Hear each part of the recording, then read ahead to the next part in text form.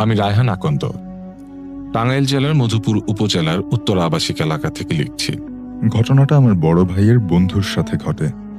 2012-তে ঘটনাটি ঘটে। যার সাথে ঘটে তার নাম ছিল ফরহাদ তালুকদার। তিনি একটা বেসরকারি কোম্পানিতে চাকরি করতেন। ব্যাচেলর মানুষ থেকে বিবাহ করার চিন্তা করতে চলেছেন। মেয়ে দেখা চলছে ফরহাদ ভাইয়ের বাসায়। মেয়েকে সবার পছন্দ হয়েছিল, এমনকি ফরহাদ ভাই নিজেও খুব পছন্দ করে ফেললেন, কিন্তু মেয়ের বাবার মত ছিল না। এছাড়া বাকি সবাই মেয়ে পক্ষের সহমত দিয়েছিলেন এবং হুট করেই বিবাহ দিন ঠিক করা হয় এবং তারা দুজনেই বিয়ে করে ফেললেন। তাদের বিবাহিত জীবন বেশ ভালোই যাচ্ছিল। বিয়ে করার 3 বছর পর তাদের সংসারে নেমে আসে অশান্তির আগুন। সাবিনা ভাবির, অর্থাৎ ফরহাদ ভাইয়ের বউয়ের নাম সাবিনা। সাবিনা ভাবি খুব রাগী এবং বায়নাদার, যেটা বলে সেটাই যেন করতে হবে। প্রায় সময় ভীষণ বায়না করা শুরু করে, যেমন ফ্ল্যাট, বেশি করে গয়না, অলংকার, এগুলো নিয়ে প্রায় দিনই তাদের মধ্যে ঝগড়া হতো। আর ফরহাদ ভাইয়া সব বায়না পূরণ করতে পারছিলেন না। একদিন রাত 10টার দিকে ফরহাদ ভাই এবং সাবিনা ভাবির তুমুল ঝগড়া শুরু হয় এবং ঝগড়ার এমন পর্যায়ে চলে যায় ভাবি বাপের বাড়ি যেতে বাধ্য হয় এবং ডিভোর্সের কথা বলে। বাসায় তাদের 1 বছরের একটি মেয়ে মিমকে নিয়ে চলে যায় বাপের বাড়িতে, অর্থাৎ তাদের একটা মেয়েও হয়েছিল যার বয়স 1 বছর ছিল, এবং তাকে নিয়ে ঝগড়ার পরে সাবিনা ভাবি তার বাবার বাসায় চলে যান। তখন রাত 10:30 এর মতো হবে।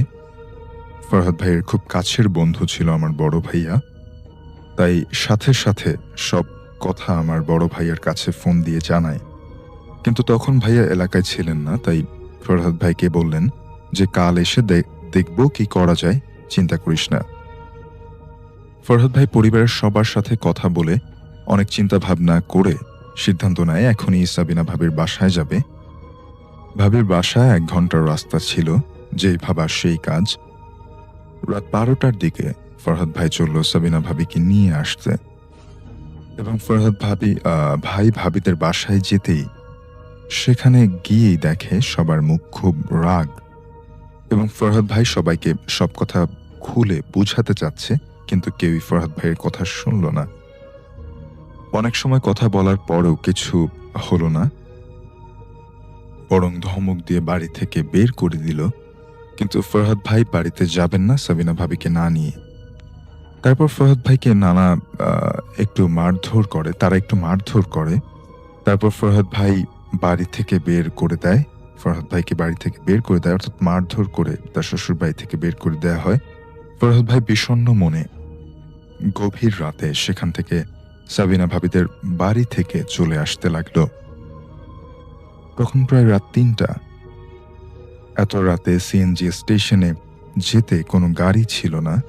তাছাড়া যে রাস্তা দিয়ে এসছিলেন সেই রাস্তা দিয়ে হেঁটে আসলে অনেক সময় লাগবে, তাই শর্টকাট রাস্তা ধরে হেঁটে হেঁটে সিএনজি স্টেশন পর্যন্ত আসছিল।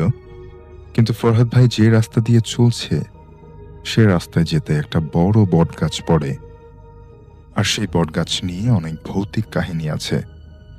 এলাকার অনেক মানুষ নাকি ওই বটগাছের নিচে অদ্ভুত কিছু দেখে এবং বাজে ধরনের কিছু ঘটেছেও। কিন্তু ফরহাদ ভাই তার শ্বশুর বাড়ির এই বটগাছকে নিয়ে আজব কোনো ঘটনা জানত না।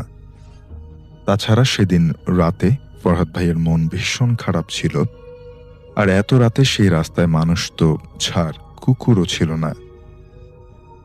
ফরহাদ ভাই নীরব মনে হেঁটে হেঁটে সিএনজি স্টেশন অব্দি আসতে লাগলো। আস্তে আস্তে যখন সেই বটগাছ তার সামনে আসলো, তখন ফরহাদ ভাইয়ের মনে হলো তার পেছনে পেছনে কেউ আসছে। তিনি পেছন ফিরতেই দেখে কিছু নেই, কিন্তু তিনি স্পষ্ট শুনতে পেল কেউ তাকে ডেকেছিল।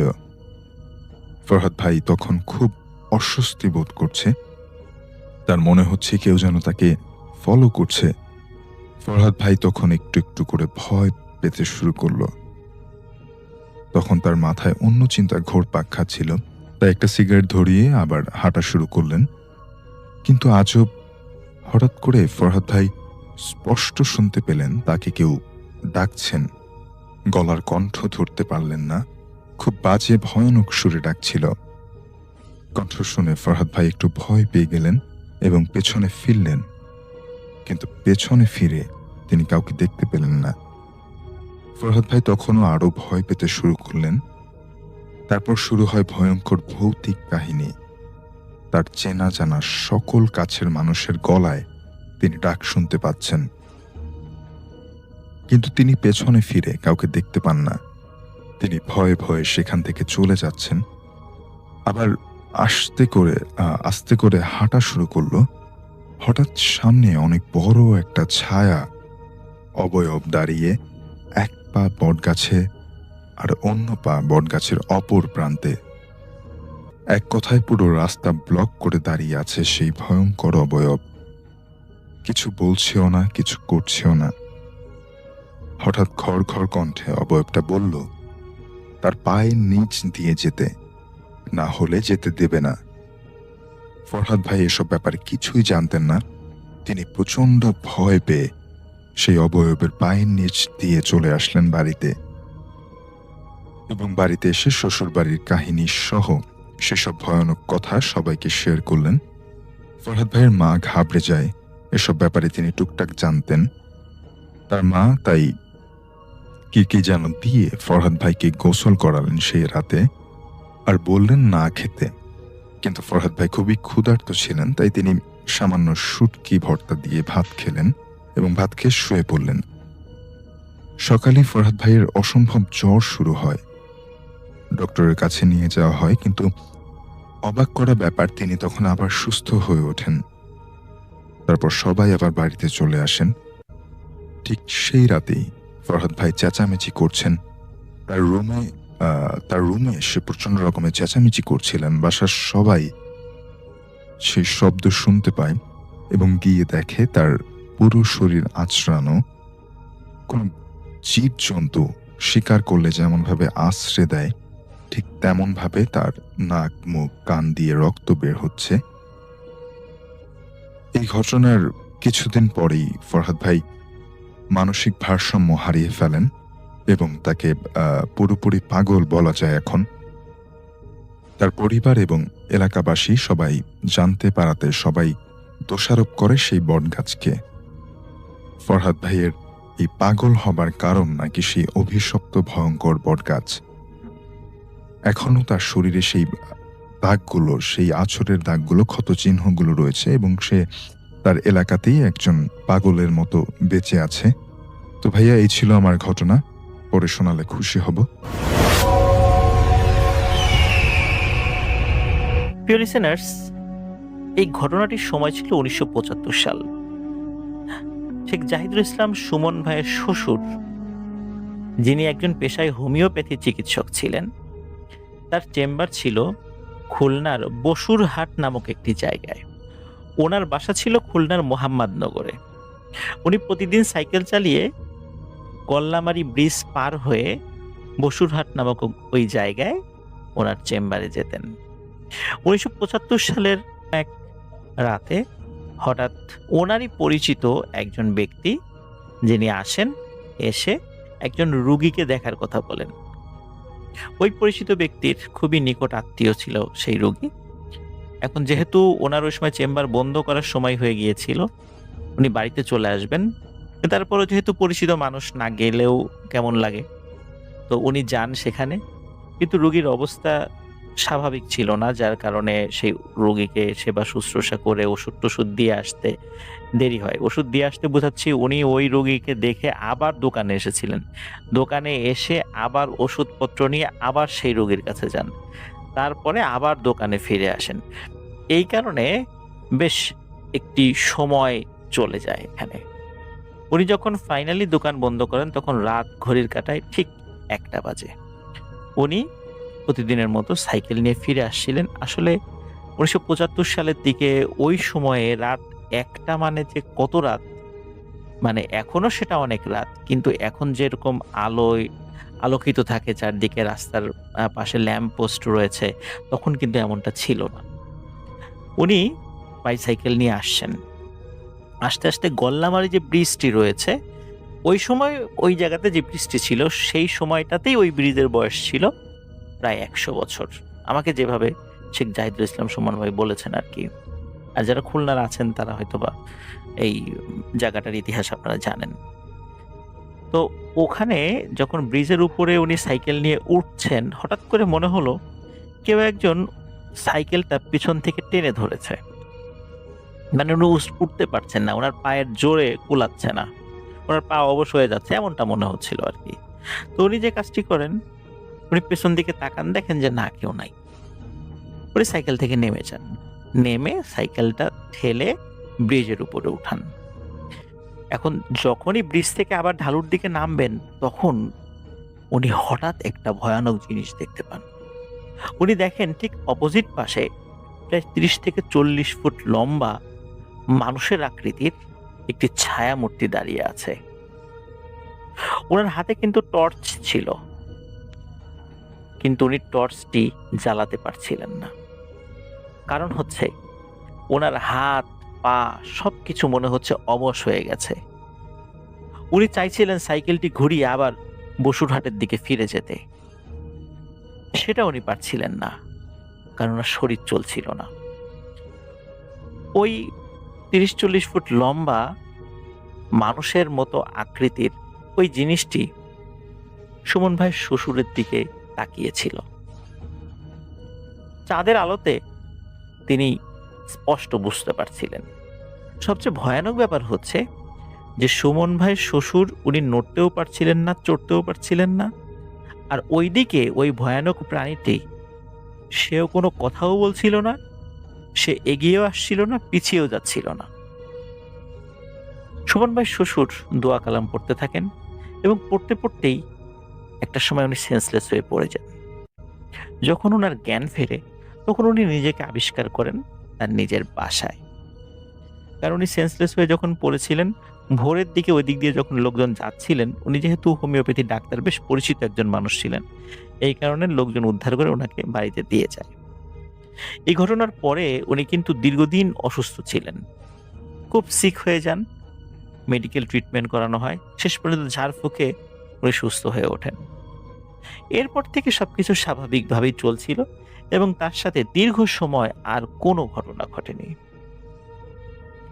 কিন্তু প্রিয় লিসেনার্স, ঘটনা তো এখানে শেষ নয়। আমাদেরকে এই ঘটনার পরে চলে যেতে হবে প্রায় ৩০ বছর, তার মানে ২০০৫ সাল। ১৯৭৫ সালের পরে ২০০৫ সাল। শেখ জাহিদুল ইসলাম সুমন ভাই, ওনার একজন শ্যালক রয়েছেন, তার নাম হচ্ছে আলামিন ভাই। আলামিন ভাই খুব সুন্দর বাঁশি বাজান। উনি রাতের বেলা নির্জন স্থানে বাঁশি বাজানোর জন্য চলে যেতেন। তো উনি যেই জায়গাটাতে ২০০৫ সালের এক অমাবস্যা রাতে বাঁশি বাজাতে গিয়েছিলেন এবং ওখানে মাঝে মাঝে উনি যেতেন বাঁশি বাজাতে। ওই দিনই যে ওই রাত্রে যে গিয়েছিলেন বিষয়টা এমন নয়, উনি মাঝে মাঝে সেখানে যেতেন। তো সাধারণত অমাবস্যা পূর্ণিমাগুলোতে এভাবে কোনো হন্টেড জায়গাগুলোতে বাঁশি বাজানোর জন্য বা যে কোনো কারণে যাওয়া উচিত নয়, কারণ উনি যেই জায়গাটাতে গিয়েছিলেন সেই জায়গাটির নাম ছিল আন্দির ঘাট। যেই জায়গাটি খুলনার রায়ের মহল এবং বয়রা বাজারের মধ্যবর্তী একটি জায়গায়। এই আন্দির ঘাটে উনি যেই জায়গাটাতে বসে বাঁশি বাজাচ্ছিলেন, এর পাশেই রয়েছে ছোট্ট একটি পুকুরের মতো, আর পুকুরের ঠিক অপোজিট পাশেই রয়েছে একটি শ্মশান। রাত তখন অনেক বাজে, আনুমানিক রাত ১২টা কি ১২:৩০। বাঁশি বাজাতে বাজাতে হঠাৎ উনি ওনার সামনে থাকা পুকুর খল খল খল খল আওয়াজ শুনতে পান। প্রথম দিকে উনি পাত্তা দেননি, মনে করেছিলেন মাছ টাছ হবে হয়তো। কিন্তু এই খলখল শব্দ যখন বারবার হচ্ছিল, তখন উনি বুঝতে পারলেন কোনো মাছ তো এমন শব্দ করে না। যেহেতু অমাবস্যা ছিল, চারদিকে বেশ অন্ধকার ছিল, কিন্তু দূরের বিভিন্ন ল্যাম্পপোস্টের আলো বা চতুর্দিকে থাকা বিভিন্ন মানুষের বাড়িঘরের লাইটের আলো, এগুলো যখন দূর থেকে মানে কিছুটা আলোকিত করেছিল ওই জায়গাগুলো, ওই সামান্য আলোতে একটি জিনিস দেখতে পান। উনি দেখতে পান ওই পানির মধ্য থেকে কিছু একটা উঠে ওনার দিকে আসছে। সেটি যে কোনো কুকুর বিড়াল না, এটা উনি স্পষ্ট বুঝতে পান। আলামিন ভাই অত্যন্ত সাহসী একজন মানুষ। যেহেতু রাত বিরেতে বিভিন্ন জায়গায় বসে বাঁশি বাজান, সাহস না থাকলে তো এটা করা সম্ভব নয়। কিন্তু হঠাৎ করে ওনার শির দ্বারা বেয়ে ভয়ের এক শিহরণ নেমে যায়। ওনার শরীরটা কেঁপে ওঠে। উনি কিছুর একটা আঁচ করতে পারেন। উনি সাথে সাথে বাঁশি বাজানো বন্ধ করে দিয়ে বাড়ির পথে হাঁটা ধরেন। মোহাম্মদনগর ওনাদের বাড়ি, সেখানে উনি চলে যান। বাড়িতে গিয়ে উনি শুয়ে পড়েন। ওই রাত্রের মতো ঘটনা এতটুকুই ছিল। কিন্তু উনি যখন বাড়িতে ফিরছিলেন, তিনি এতটুকু ফিল করতে পারছিলেন কিছু একটা হেঁটে হেঁটে ওনার পিছনে আসছে। ঠিক যেমন কোনো মানুষ ভেজা কাপড়ে, ভেজা শরীরে, খালি পায়ে মাটির উপর হেঁটে আসলে এক ধরনের শব্দ হয়, ঠিক তেমন শব্দ উনি ফিল করেছিলেন। কিন্তু উনি পেছন দিকে তাকালেও কিছু দেখতে পাননি। তো যাই হোক, উনি বাড়িতে ফিরে আসেন। বাড়িতে ফিরে এসে উনি ঘুমিয়ে পড়েন। এই ঘটনার কিছুদিন পর ঘটে একটি ভয়ানক ঘটনা। ঘটনাটি ঘটে ওনার বাবার সাথে। ওনার বাবা তাহাজ্জুদের নামাজ পড়তেন। কোনো এক রাতে প্রায় 3:30টার দিকে উনি ঘুম থেকে ওঠেন। তো উনি কলপাড়ে গিয়ে অজু করবেন, এই নিয়েতে ঘরের ভেতর থেকে বের হয়েছেন। ঘরের ভেতর থেকে বের হওয়ার পর ওই কলপাড়ের কাছেই আরেকটি ঘর আছে, যেখানে ওই আলামিন ভাইয়ের যিনি নানি, মানে হচ্ছে শেখ জাহিদুল ইসলাম সুমন ভাইয়ের যে নানি শাশুড়ি আর কি, যেটাকে মানে নানি শাশুড়ি, তো ওনার ঘর ছিল। তো শেখ জাহিদুল ইসলাম সুমন ভাইয়ের শ্বশুর উনি হঠাৎ দেখতে পান যে ওই ঘরের তো একটা জানালা খোলা থাকে, আর উনি বেশ বয়স্ক একজন মানুষ ছিলেন, ওই শেখ জাহিদুল ইসলাম সুমন ভাইয়ের নানি শাশুড়ি। তো আলামিন ভাইয়ের শ্বশুর উনি দেখতে পান যে ঘরে তো ডিম লাইট জ্বলছে।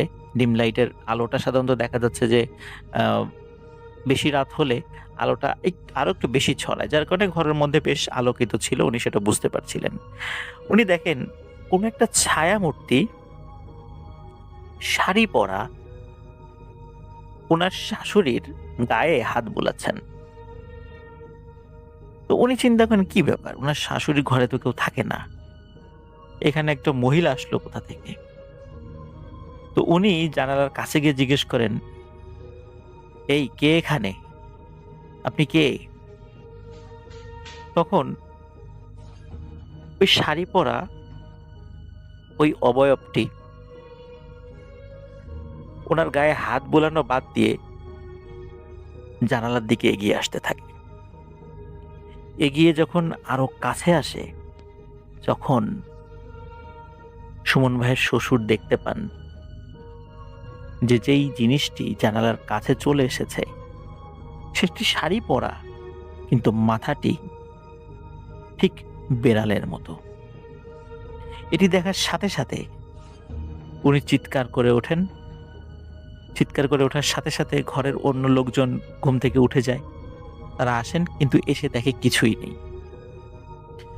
এটি দেখার পরে উনি কিন্তু অনেক ভয় পেয়েছিলেন। জাহিদুল ইসলাম সুমন ভাইয়ের যিনি শ্বশুর, অনেক ভয় পেয়েছিলেন। যাই হোক, ভয় পেলেও বিষয়টি ওনার উপর খুব বেশি প্রভাব ফেলেনি। কিন্তু এই ঘটনার মাসখানেক পরে আরো একটি ঘটনা ঘটে, যেটি ওনার উপর মারাত্মক প্রভাব ফেলেছিল।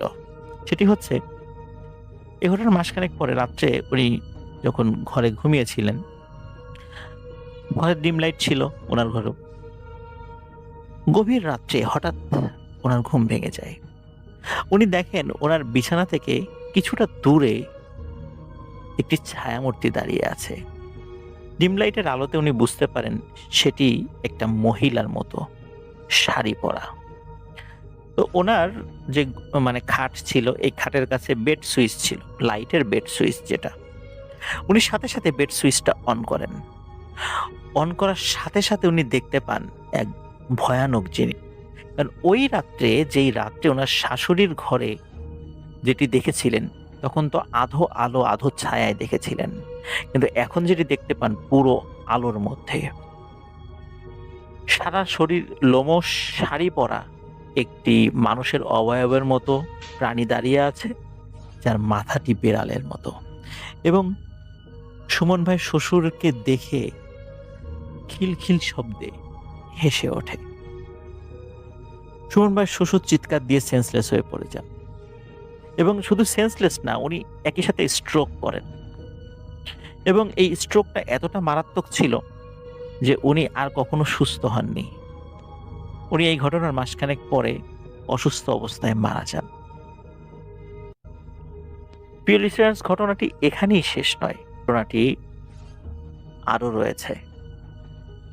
সেটি হচ্ছে সুমন ভাইয়ের বাবার মৃত্যুর পর ওনার যেই শ্যালিকা এবং ওনার ওয়াইফ, তখন তো ওনার বিয়ে হয়নি, তো ওনার ওয়াইফ এবং শ্যালিকা এক রাত্রে খুব গরম ছিল, তো খাটের উপর শুয়ে খুব গরম লাগছিল। ওনারা কি করেন, ওনারা ফ্লোরে বিছানা করে শুয়েছিলেন দুই বোন। রাত যখন অনেক হয়ে গিয়েছে, তখন হঠাৎ সুমন ভাইয়ের ওয়াইফের যে বোন, তিনি হঠাৎ ওনার পাশে যে সুমন ভাইয়ের ওয়াইফ শুয়েছিলেন তাকে ডেকে ওঠান যে, এই ওঠ ওঠ, খাটের নিচে কি যেন একটা দেখা যাচ্ছে। সুমন ভাইয়ের ওয়াইফেরও ঘুম ভেঙে যায় ডাকাডাকিতে। তো উনি চোখ কসলাতে কসলাতে বলেন, কি হয়েছে? তখন পাশে থাকা ওনার বোন বলে যে, দেখ, খাটের নিচে কি যেন দেখা যায়। সাধারণত খাটের নিচে কিন্তু অন্ধকার থাকে, কিন্তু অদ্ভুতভাবে ওই খাটের নিচেও আলোকিত হয় কিছুটা, এবং তারা স্পষ্টভাবে দেখতে পান ওই খাটের নিচে শুয়ে আছে সেই শাড়ি পরা বিড়াল মাথার এক পিশাচ। এটি দেখে ওনারা চিৎকার করে ওঠেন। অন্য ঘর থেকে লোক চলে আসে, এসে তারা আর কিছু পায় না, স্বাভাবিকভাবে তাদের পাওয়ার কথাও নয়। চলে আসলে এই অশরীরীগুলোকে আর দেখা যায় না। এরকম ভয়ানক ঘটনা যখন বারবার তাদের ঘরে ঘটছিল, তখন এক কবিরাজের কাছে তারা যান, গিয়ে পরামর্শ চান। তো তিনি একজন ভালো মানের একজন কবিরাজ ছিলেন, একই সাথে হুজুরও ছিলেন। তো তিনি বলেন, 1975 সালে সুমন ভাইয়ের শ্বশুর যখন সাইকেল নিয়ে ফিরছিলেন, তখন গল্লামারি ব্রিজের কাছে যে ভয়ানক প্রাণীটা দেখেছিলেন, সেটি তার সাথে সাথে তাদের বাড়িতে চলে এসেছিল। কিন্তু তাদের বাড়িতে থাকলেও খুব সামনে এসে কখনো ক্ষতি করতো না, ভেতরে ভেতরে ক্ষতি করত। কিন্তু 2005 সালে সুমন ভাইয়ের শ্যালক আলামিন ভাই, উনি যখন ওই আন্দিরঘাট নামক ওই জায়গা থেকে যখন ফিরে আসছিলেন, তখন ওই বেড়াল মাথার ওই পিশাচটি ওনার সাথে সাথে এই বাড়িতে চলে আসে, এবং চলে আসার পরে এই দুই পিশাচ মিলে এই বাড়িতে তাদের রাজত্ব কায়েম করার জন্য ভয় দেখাতে থাকে, যাতে এই বাড়িটা যাতে বিরান হয়ে যায়, এখানে কোনো মানুষজন না থাকে। তো এই দুটো পিশাচ মিলে ওই বাড়িতে মানুষকে ভয় দেখানোর চেষ্টা করছে। তখন ওই ব্যক্তি উনি কিছু ট্রিটমেন্ট দেন, যার পরে এই সমস্ত ঘটনা অনেকটাই কমে যায়। আসসালামু আলাইকুম রাসেল ভাই, আশা করছি আপনি ভালো আছেন এবং ভালো দলেই আছেন। রাসেল ভাই, আমি আজকে আপনাকে যেই ঘটনাটি শেয়ার করছি, এটা একটি গ্রামের ঘটনা। আর এই ঘটনাটিতে যেই গ্রামটিকে নিয়ে আমি কথা বলবো, সেই গ্রামটির নাম হচ্ছে শালবন গ্রাম। আর এই গ্রামটা এতটাই বাংলাদেশের প্রত্যন্ত একটি গ্রাম, যেখানে যখনকার আমি ঘটনা বলছি, তখন সেই গ্রামটিতে কোনো রকম বিদ্যুৎ ছিল না। তখনকার মানুষ কেরোসিন পুড়িয়ে মোমবাতি জ্বালিয়ে চলাচল করত। সেই গ্রামেই ছিল একটা পুরনো পরিত্যক্ত বাড়ি, যেই বাড়িটাকে নিয়েই আমাদের আজকের ঘটনা। তো রাসেল ভাই, এই যে বাড়িটা ছিল, এই বাড়িটাকে সবাই বলতো ওই বাড়িতে আগে একটা হুজুর থাকতো, যিনি কিনা কোথা থেকে আসছে বা তার আসলে মূল পরিচয় কি সেটা কেউ জানতো না। সবাই শুধু জানতো তিনি একজন পরহেজগার মানুষ, তিনি সেখানে থাকেন, মসজিদের সেবা করেন, মানুষের সেবা করেন, এবং তার কোনো চাহিদা নেই। কিন্তু রাসেল ভাই, এখানে একটা ভয়ানক ব্যাপার হচ্ছে, তিনি কালো জাদুর সঙ্গে জড়িত ছিলেন। দিনের বেলায় মানুষের সঙ্গে ভালো ব্যবহার করলেও রাতের বেলায় তার আসল ঘটনা আসলে প্রকাশ হয়। তো এই কথাটা আমি আগেই বললাম, তাহলে আসলে গল্পটার ইন্টারেস্টিংটা আপনি পাবেন রাসেল ভাই। তো যাই হোক, যেই মানুষটা আসলে রাত্রের বেলা কালো জাদু করতো, কিন্তু সেই মানুষটা দিনের বেলায় সবার সঙ্গে ভালো ব্যবহার করত, এমন এমন ব্যবহার দেখাতো যে কেউ এই হুজুরের উপর কি করতো না, সন্দেহ করতো না। যাই হোক, এই হুজুরটা থাকার মানে কয়েক মাস পর আসলে ভয়ঙ্কর ব্যাপারটা আর কি মানুষ জানতে পারে। সেটা হচ্ছে যে ওই যে যেই বাড়িটা ছিল, ওই বাড়িতে রাত মানে কেউ যদি কোনো একদিন গেছে, তাহলে পরের দিন আর কি তাকে খুঁজে পাওয়া যায় না। সে কোথাও জানি যায়, মানে কোনো কিছু একটা হয়ে যায়, বা সে কথা বলে না, কেউ পাগল হয়ে যায়, কেউ নিখোঁজ, আবার কেউ কয়েকদিন পর মারা যায়। সবাই আসলে একটু তখন হুজুরের দিকে সন্দেহ করা শুরু করলো যে আসলে মানে রহস্যটা কোথায়, মানে এর পিছনের আসলে আসল কারণটা কি।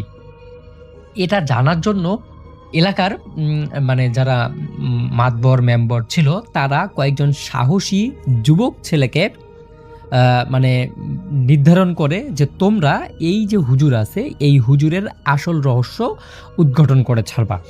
4 জনের মধ্যে 2 জন 2 জন করে 2টি দলে ভাগ হয়ে যায়। 2 জন সকালে ডিউটি করবে, ওই হুজুরের মানে পিছন থেকে হুজুরের মানে শুধু জাস্ট ফলো করবে ওনাকে, উনি কি করতেছে না করতেছে এই জিনিসগুলো দেখবে, আর 2 জন দেখবে রাতে। যাই হোক, এই যে দিনের বেলা যে 2 জন ছিল, এই 2 জনের তো তেমন বেশি কাজ নেই, মানে তারা দেখে যে সে ভালোভাবে সবার সঙ্গে কথা বলে, নামাজ পড়ায়, সব কিছু ঠিকঠাক চলে। কিন্তু রাত্রের বেলায় যারা ছিল তাদের মধ্যেই আসলে ঘটনাটা উদ্ঘাটন হয়। তাদের মধ্যে 2 জন ঠিক রাত 12টার দিকে তারা হুজুরের বাড়ির দিকে রওনা দেয়। বাড়ির দিকে যখন রওনা দেয়, বাড়িটা যাওয়ার কিছুক্ষণ আগে ওনারা দেখতে পারেন যে এই মানে কি বলে, এই বাড়িটার মানে রাত্রের বেলায় কেমন একটা আলো আসতেছে, মিটমিট আলো, এত সূক্ষ্ম আলো যেই আলোটা আসলে কেউ বুঝতে পারবে না। কিন্তু তারা যেহেতু অনেকক্ষণ ধরে পাহারা দিচ্ছে এই বাড়িটাকে, হঠাৎ করে একটা আলো জ্বললে তারা তো এটা মানে টের পাবেই। তো তারা সেটা ভেবে ঠিক 12টার দিকে সেই বাড়িটার দিকে ঢুকে গেল। ঢোকার সাথে সাথে তারা দেখলো যে বাড়িটা দিনের থেকে রাত্রের বেলা কেমন যেন একটা স্বেচ্ছেতে হয়ে আছে। মানে স্বেচ্ছেতে ভাব, এমন একটা ভাব যেই ভাবটা আর কি বোঝা যায় না। আর তারা দিনের বেলাও ঢুকেছিল, কিন্তু রাত্রের বেলা ঢুকতে পেরে তারা বেশ খানিকটা মানে ভিন্ন ভিন্ন জিনিস দেখতে পারলো সেই বাড়িটার ভিতরে। দেওয়ালের মধ্যে দেখতে পারলো কিছু কালো কালো দাগ, মনে হচ্ছে যেন আগুনে পুড়ে গেছে। ঘরের ভিতরে একটা অদ্ভুত পচা গন্ধ তারা দেখতে পারলো, এবং ঘরের ভিতরে কিছু মানে কি বলে আঁকা জিনিস দেখতে পারলো। মানে বেশ খানিকটা জিনিস তারা ওই ঘরের ভিতরে দেখতে পারলো, যেই জিনিসগুলো দিনের বেলায় ছিল না। এরপর তারা কি করলো, তাদের হাতে থাকা যে মানে তারা যে আলোটা ছিল তাদের কাছে, সেই আলোটা জ্বালিয়ে দেখলো। তারপর তাদের মধ্যে যে একজন ছিল, ও বলল যে কিরে, উপরে কেউ যেন একটা হাঁটছে। তারপর দুজনে একদম চুপ হয়ে গেল, আসলে শোনার চেষ্টা করলো যে আসলে কে হাঁটছে বা সত্যি কি হাঁটার শব্দ কিনা। তারপর তারা স্পষ্ট শব্দ পেল, ধূপ ধূপ কিছু একটা শব্দ হচ্ছে, যেন কেউ খালি পায়ে কাঠের মেজের উপর হাঁটছে। কিন্তু বাড়ির যে উপরতলাটা ছিল, সেই উপরতলাটা পুরোপুরিভাবে বদ্ধ, সেখানে আসলে কেউ যায় না, এমন একটা অবস্থা। তো তাদের মধ্যে যে 2 জন ছিল, 2 জনের মধ্যে একজন সাহস করে বলল যে সিঁড়ির দিকে যাইতে হবে, আমাদেরকে দেখতে হবে যে আসলে উপরে কি আছে। এটা যেহেতু বদ্ধ, মনে হয় এই উপরেই কোনো কিছু একটা সমস্যা আছে। যাই হোক, যখনই তারা উপরের দিকে গেল, তারা দেখলো যে সিঁড়ির উপরেই একটা কালো মানুষ দাঁড়িয়ে আছে। পুরো শরীরটা পুড়ে কয়লার মতো হয়ে গেছে, চোখ দুটো শুধু সাদা, আর মুখটা অস্বাভাবিক বড় করে খোলে রাখা। এটা দেখার পর প্রথমজন এটা মানে একটা দৌড়ে নিচে নামতে শুরু করলো। এরপর যে বাকি যে লোকটা ছিল, সেটা চিৎকার দিয়ে দরজা দিয়ে একদম দৌড় দিল, কিন্তু মানে দৌড় দিবে ঠিক সেই মুহূর্তে দরজাটা বন্ধ হয়ে গেল। কোনোভাবেই দরজাটা তারা খুলতে পারছে না, এরকম একটা ভয়ানক দৃশ্য দেখার পর আহ, মানে দরজাটা এরকমভাবে বদ্ধ হয়ে গেল যেন বাহির থেকে কেউ দরজাটাকে একদম বদ্ধ করে দিয়েছে। কিন্তু এলাকার মানুষ এত রাত্রে এখানে আসার কোনো কারণেই হতে পারে না। যাই হোক, আহ, ঠিক আহ, মানে এই সময় এলাকা ওই যে ঘরের ভিতরের একটা কর্কশ শব্দ ভেসে আসলো তাদের কানে। তারা শুনতে পারলো, এবার তোরা ঢুকছিস, এখন আর কেউ বের হতে পারবি না, তোদের সময় এখানেই শেষ। ঠিক এই কথাটা বলার পর একটা ঝটকা হাওয়া এসে তাদের সাথে যে আলোটা ছিল সেই আলোটা নিভে দিল। নিভে দেওয়ার পর পুরো বাড়িটায় এমন একটা অন্ধকার অবস্থা শুরু হলো যে অন্ধকারটার মধ্যে তারা নিজেরা নিজেদেরকেই চিনতে পারছে না, এরকম একটা অবস্থা। তারপর তারা দুজনেই এত সাহসী হওয়ার পরেও খুব জোরে চিৎকার শুরু করে দিল, কিন্তু সেই চিৎকার হয়তো বাহির পর্যন্ত যাচ্ছে না। একটু পরেই তারা দেখতে পারলো তাদের সামনে সেই হুজুর দাঁড়ালো, সাদা পাঞ্জাবি পরা, চোখগুলো যেন কেমন একটা ভয়ানক দৃশ্যে, এবং তার হাতের মধ্যে কয়েকটি পুতুল ছিল। সেই পুতুলগুলো অসংখ্য সুইচ দিয়ে ফোরানো, এবং তার মুখ থেকে কিছু অদ্ভুত রকমের শব্দ বের হচ্ছে, যেগুলো হয়তো মন্ত্রতন্ত্র টাইপের হবে। তো এগুলো মানে যখন ওরা দেখতে পারলো, দেখার পর তারা হুজুরকে প্রশ্ন করলো, আপনি এগুলো কি করতেছেন? হুজুর তাদের কোনো উত্তর দিল না। তারপর আবারও তারা সাহস করে বলল, আপনি যেগুলো করতেছেন এগুলো ঠিক করতেছেন? তারপর হুজুর তাদেরকে বলল যে এগুলো তো আমি আমার জন্য করতেছি না, এই এলাকাতে আমি থাকার জন্য করতেছি। আমি যদি এই কাজগুলো না করি তাহলে আমাকে কেউ এই গ্রামে থাকতে দিবে না। যারা মানে তখন ওই দুইজন তাকে ভালোভাবে জিজ্ঞাসা করলো যে কেন আপনি এগুলো করছেন? তখন উনি বলেন যে আসলে আমি তো এগুলো ইচ্ছা করে করিনি, এলাকার লোকজনেই এগুলো আমাকে করতে বলেন। তারপর ওই যে দুই বন্ধু ছিল তারা অনেক সাহসী, তারা বলে যে আপনি তাহলে এই যে মানুষগুলো যেগুলো আপনার কাছে আসলো সেগুলোকে মারলেন কেন? উনি তখন বলে যে আমার যেন আসল সত্য সবাই প্রকাশ না পায়, এই জন্য আমি এগুলো করেছি। এবং তাদের মধ্যে একজন যে আর কি একটু সাহসী ছিল, সে খপ করে হুজুরকে একদম ধরে ফেলে, হুজুরের হাত এবং পা একদম ধরে ফেলে হুজুরকে তখন বলে যে আপনাকে উচিত শাস্তি দেওয়া হবে। এবং তারপরে হুজুর কি যেন একটা করার পরে পুরা বাড়িটা, মানে ওনার তো সব কিছু সেটেল করাই ছিল, যখন উনি ধরা পড়ে গেছে উনি তো এখান থেকে রক্ষা পাবে। তো উনি কি করেন, কিছু একটা করে পুরো বাড়িটার মধ্যে আগুন লাগায় দেয় এবং এখানেই সব কিছু শেষ হয়ে যায়। তো এটা শেষ হয়ে যাওয়ার পর পরের দিন সকালবেলা যখন লোকজন এসে দেখে যে পুরো বাড়িটা সহ পুরো বাড়িটা নিশ্চিহ্ন হয়ে গেছে, তখন সবাই আর কি বুঝতে পারে হয়তো গত রাত্রে খারাপ কিছু হয়েছে তাদের সঙ্গে। তো এই জায়গাটা রাসেল ভাই এখনও ঠিক আগের মতোই আছে, কিন্তু এখন আসলে আজ থেকে প্রায় 15-20 বছর আগের একটা ঘটনা, তো সেই জায়গাটা তো এখন একটু পরিবর্তন হবেই। তারপরেও ওই জায়গার মধ্যে এখনও যদি কেউ যায়, মাঝে মধ্যে রাত্রের বেলায় বিভিন্ন রকমের শব্দ, বিভিন্ন রকমের জাদু মন্ত্রের শব্দ এখন পর্যন্ত সেখান থেকে শোনা যায়। তো এটাই ছিল ঘটনা। ঘটনাটা 2010 সালের দিকে। যার সাথে ঘটেছিল তিনি ছিলেন আফজাল চাচার কাকাতো ভাই রিপন, পাশাপাশি বাড়ি তাদের। তো সেদিন ভোরবেলা আফজাল চাচা উঠেছিলেন খেতে পানি দেওয়ার জন্য। উঠোনে যাওয়ার পর তিনি শুনতে পান তার কাকাতো ভাই রিপনের স্ত্রীর চিৎকার শুনে তিনি কথা ভেসে আসছিল, কে কই আছো, আমাকে বাঁচাও, আমার হাতের আঙ্গুল ছিঁড়ে ফেললো। তো এটা শুনে তিনি তাড়াতাড়ি ওদের বাড়ির দিকে যায়। দরজা ধাক্কাধাক্কি শুরু করে, কিন্তু কেউ দরজা খুলছিল না। শেষে তিনি জোরে ধাক্কা দিতে শুরু করলে ওনার কাকাতো ভাই এসে দরজা খুলে দিয়ে বেরিয়ে যান। তিনি ভেতরে গিয়ে দেখতে পান রিপন চাচার মেয়ে খাটের কোণে গুটিসুটি হয়ে বসে আছে, ভয়ে কাঁপছে, কান্নাকাটি করছে। আর রিপন চাচার স্ত্রীকে আফজাল চাচা জিজ্ঞেস করেন, কি হয়েছে? আমি তো তোমার চিৎকার শুনলাম বাইরে থেকে, চোট্টর নাকি? আর রিপন কবে ফিরল? দেখলাম না তো দিনের বেলা, কি হয়েছে আমাকে বলো তো। ওনার স্ত্রী বললে যে আপনার ছোট ভাইকে জিজ্ঞেস করেন কি হয়েছে ওর। আমি ঘুমাচ্ছিলাম, রাত 3টার দিকে হঠাৎ করে শহর থেকে সে বাড়িতে চলে আসে। আমি জিজ্ঞেস করার পরও কিছু বলছিল না, সোজা এসে বিছনায় শুয়ে পড়ে। খানিক বাদে আমি ওনাকে ঘুমের মধ্যে কথা বলতে শুনি। বেশ অদ্ভুত হয়ে কথা বলছিল, কি বলছিল বুঝতে পারছিলাম না। তাই আমি ওনাকে ধাক্কা দিয়ে রেখে তুলে জিজ্ঞেস করি, কি হয়েছে আপনার? ঢাকা থেকে কেন খবর না দিয়ে চলে আসলেন? আবার এরকম উল্টাপাল্টা ব্যবহার করছেন। পরে উনি মানে ওনার উপর কোনো প্রকার কারণ ছাড়াই চটে গিয়ে বলেন, তুই আজ একটু বেশি কথা বলছিস। বলছি না আমাকে ঘুমাতে দিয়ে এত ডাকাডাকি করছিস কেন? তিনি তার ওয়াইফকে বলছিলেন। বলেই সে তার গালে একটা চড় মেরে বসে। তো তার ওয়াইফ খুব অবাক হয়, কারণ এর আগে অনেকবার তাদের ঝগড়াঝাটি কথা কাটাকাটি হয়েছে, কিন্তু কোনোদিন সে হাত তোলা তো দূরে থাক, তুই করেও ডাকেনি তাকে কখনো। তো তিনি ভালো মতো বুঝিয়ে সুঝিয়ে আবারও জিজ্ঞেস করতে সে ঘর থেকে বেরিয়ে যেতে লাগে। তো তোমার ওয়াইফ, রিপন কাকার ওয়াইফ, তার হাত ধরে ফেলে। সে তৎক্ষণাৎ তার হাতের নখ কিছু একটা দিয়ে টেনে উঠায় ফেলায় এবং তিনি চিৎকার করে বসে। এর কিছুক্ষণ পর উনি বলছেন যে আপনি চলে আসলেন, সে বাইরে চলে গেল। তো আফজাল চাচা তার ভাইকে খুঁজতে বেরিয়ে গেলেন। গিয়ে দেখেন তার ভাই বাড়ির পেছনের পাশে একটা টঙের দোকানে বসে কি জানি বিড়বিড় করে বলছে। তিনি কাছে গিয়ে তার ভাইয়ের কাঁধে হাত রাখেন, রেখে জিজ্ঞেস করেন, কি হয়েছে তোর? শুনলাম বউকে মারধর করেছিস, কিছু হয়ে থাকলে আমাকে জানা, আমি দেখি সমাধান করতে পারি কিনা। তো তার ওই রিপন কাকা তার ভাই কাঁধ থেকে হাতটা ঝটকা দিয়ে শরীর নামিয়ে দিয়ে বলে, আমাকে কেউ সাহায্য করতে পারবে না, আমি আমার লোভের শিকার হয়েছি, আমার নিজ লোভ এখন গিলে খাচ্ছে আমাকে।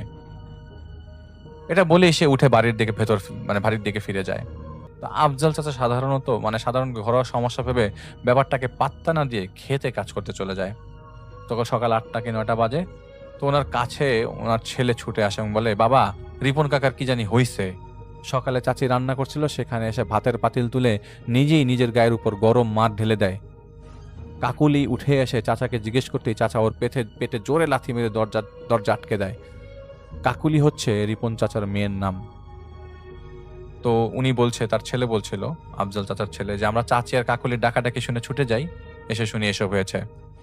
পরে তিনি দরজা ভাঙে এবং ভেতরে যেতেই তার চোখ কপালে উঠে যায়। তিনি দেখতে পায়, উনি বলছিল ওনার ছেলে, আফজাল চাচার ছেলে, আমি দেখতে পাই রিপন চাচা মেঝেতে শুয়ে জবাই করা মুরগির মতো কাতরাচ্ছে। চাচার হাত পা বাঁকা হয়ে গেছে এবং নাক মুখ দিয়ে রক্ত বেরোচ্ছে।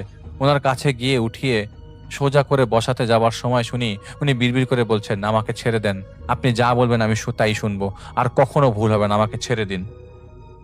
এরপরে কি করব বুঝতে না পেরে আমি আপনাকে ডাকতে চলে আসি। তো আফজাল চাচা বাড়িতে আসে, এসে দেখতে পান রক্ত পড়া বন্ধ হয়েছে, কিন্তু বিড়বিড় করে সেসব অদ্ভুত কথাবার্তা রিপন কাকা বলেই যাচ্ছেন। এরপর তিনি গ্রামের মসজিদের ইমামকে ডাকেন। ইমাম এসে সেরকম কিছু ধরতে পারে না, দেখে বলে জিনের আসর হয়েছে সম্ভবত। ইমাম সাহেব দোয়া দুরুদ পরে ঝাড়ফুঁক করে দেয় এবং কিছুক্ষণ পর রিপন চাচা স্বাভাবিক অবস্থায় ফিরে আসে। কিছুদিন এভাবে কেটে যায়। ঘরে টাকার সংকট দেখা শুরু করলে ওনার স্ত্রী ওনাকে জিজ্ঞেস করে, কি ব্যাপার, ঢাকা ছেড়ে চলে আসছেন কেন, কাজে যান না কেন, সারাদিন বাসায় থাকেন, ঘরে যে চুলা বন্ধ, ডাল চাল যে কিছুই নেই, তার কি হিসাব রাখেন? উনি উত্তরে বলে, চাকরিটা আমি ছেড়ে দিয়েছি। ওনার স্ত্রী মাথা গরম করে ঝাড়িয়ে বলে, চাকরি ছেড়ে দিয়েছেন মানে? আপনার একটা 10 বছরের একটা মেয়ে আছে, ঘরে স্ত্রী আছে, খাওয়াবেন কি? চাষবাসও তো করতে পারেন না, ব্যবসাও তো পারেন না, চাকরি ছেড়ে দেওয়ার আগে একবার আমাকে জিজ্ঞেস করছেন কি খাওয়াবেন আমাকে, আমাদের বলেন। তো রিপন চাচা আবারও চটে গিয়ে বলে, বেশি প্যান করিস না তো, যা আমাকে একলা থাকতে দে। তো ওনার স্ত্রী গতবারের কথাগুলো মনে করে এবার আর তেমন জোর জবরদস্তি করে নাই, কারণ গতবার তার নখ উঠাই ফেলছিল, এরকম অবস্থা। তো আফজাল চাচাকে জানায় যে তার ভাই চাকরি ছেড়ে চলে আসছে। তো আফজাল চাচা ওনাদের বাড়িতে যায়, গিয়ে তাকে জিজ্ঞেস করে, আগের বারের মতো এবারও চাকরিটা ছেড়েছিস, হয়তো মাথায় নতুন কোনো উপায় আছে, এজন্য কি করবি সামনে, দেখি বলতো আমাকে, আমিও শুনি। তো তিনি কোনো জবাব দিচ্ছিল না, চুপচাপ খাটের উপর বসেছিল, বসে বসে বেশ মৃদুভাবে শরীরে ঝাঁকাচ্ছিল। আফজাল চাচা কিছু না বলে সেখান থেকে চলে আসে। তিনি কিছুটা আন্দাজ করেছিলেন তার ভাই নিশ্চয়ই শহর থেকে কিছু একটা অঘটন ঘটিয়ে ফিরেছে। 3 মাস আগে সে একবার বাড়ি এসেছিল, এসে বলেছিল, ভাই ডোমের চাকরিটা ছেড়ে দিয়েছি, এসব মানুষ কাটাকাটি আর ভাল লাগে না, ঠিক করেছি বাস চালাবো, একটা সুযোগ পেয়েছি, হ্যাঁ করে দিয়েছি, এবার শহরে ফিরেই কাজ শুরু করে দেব। ভালো টাকা পাঠাচ্ছিল সে তার বাড়ির স্ত্রীর কাছে, কি জানে কি হলো।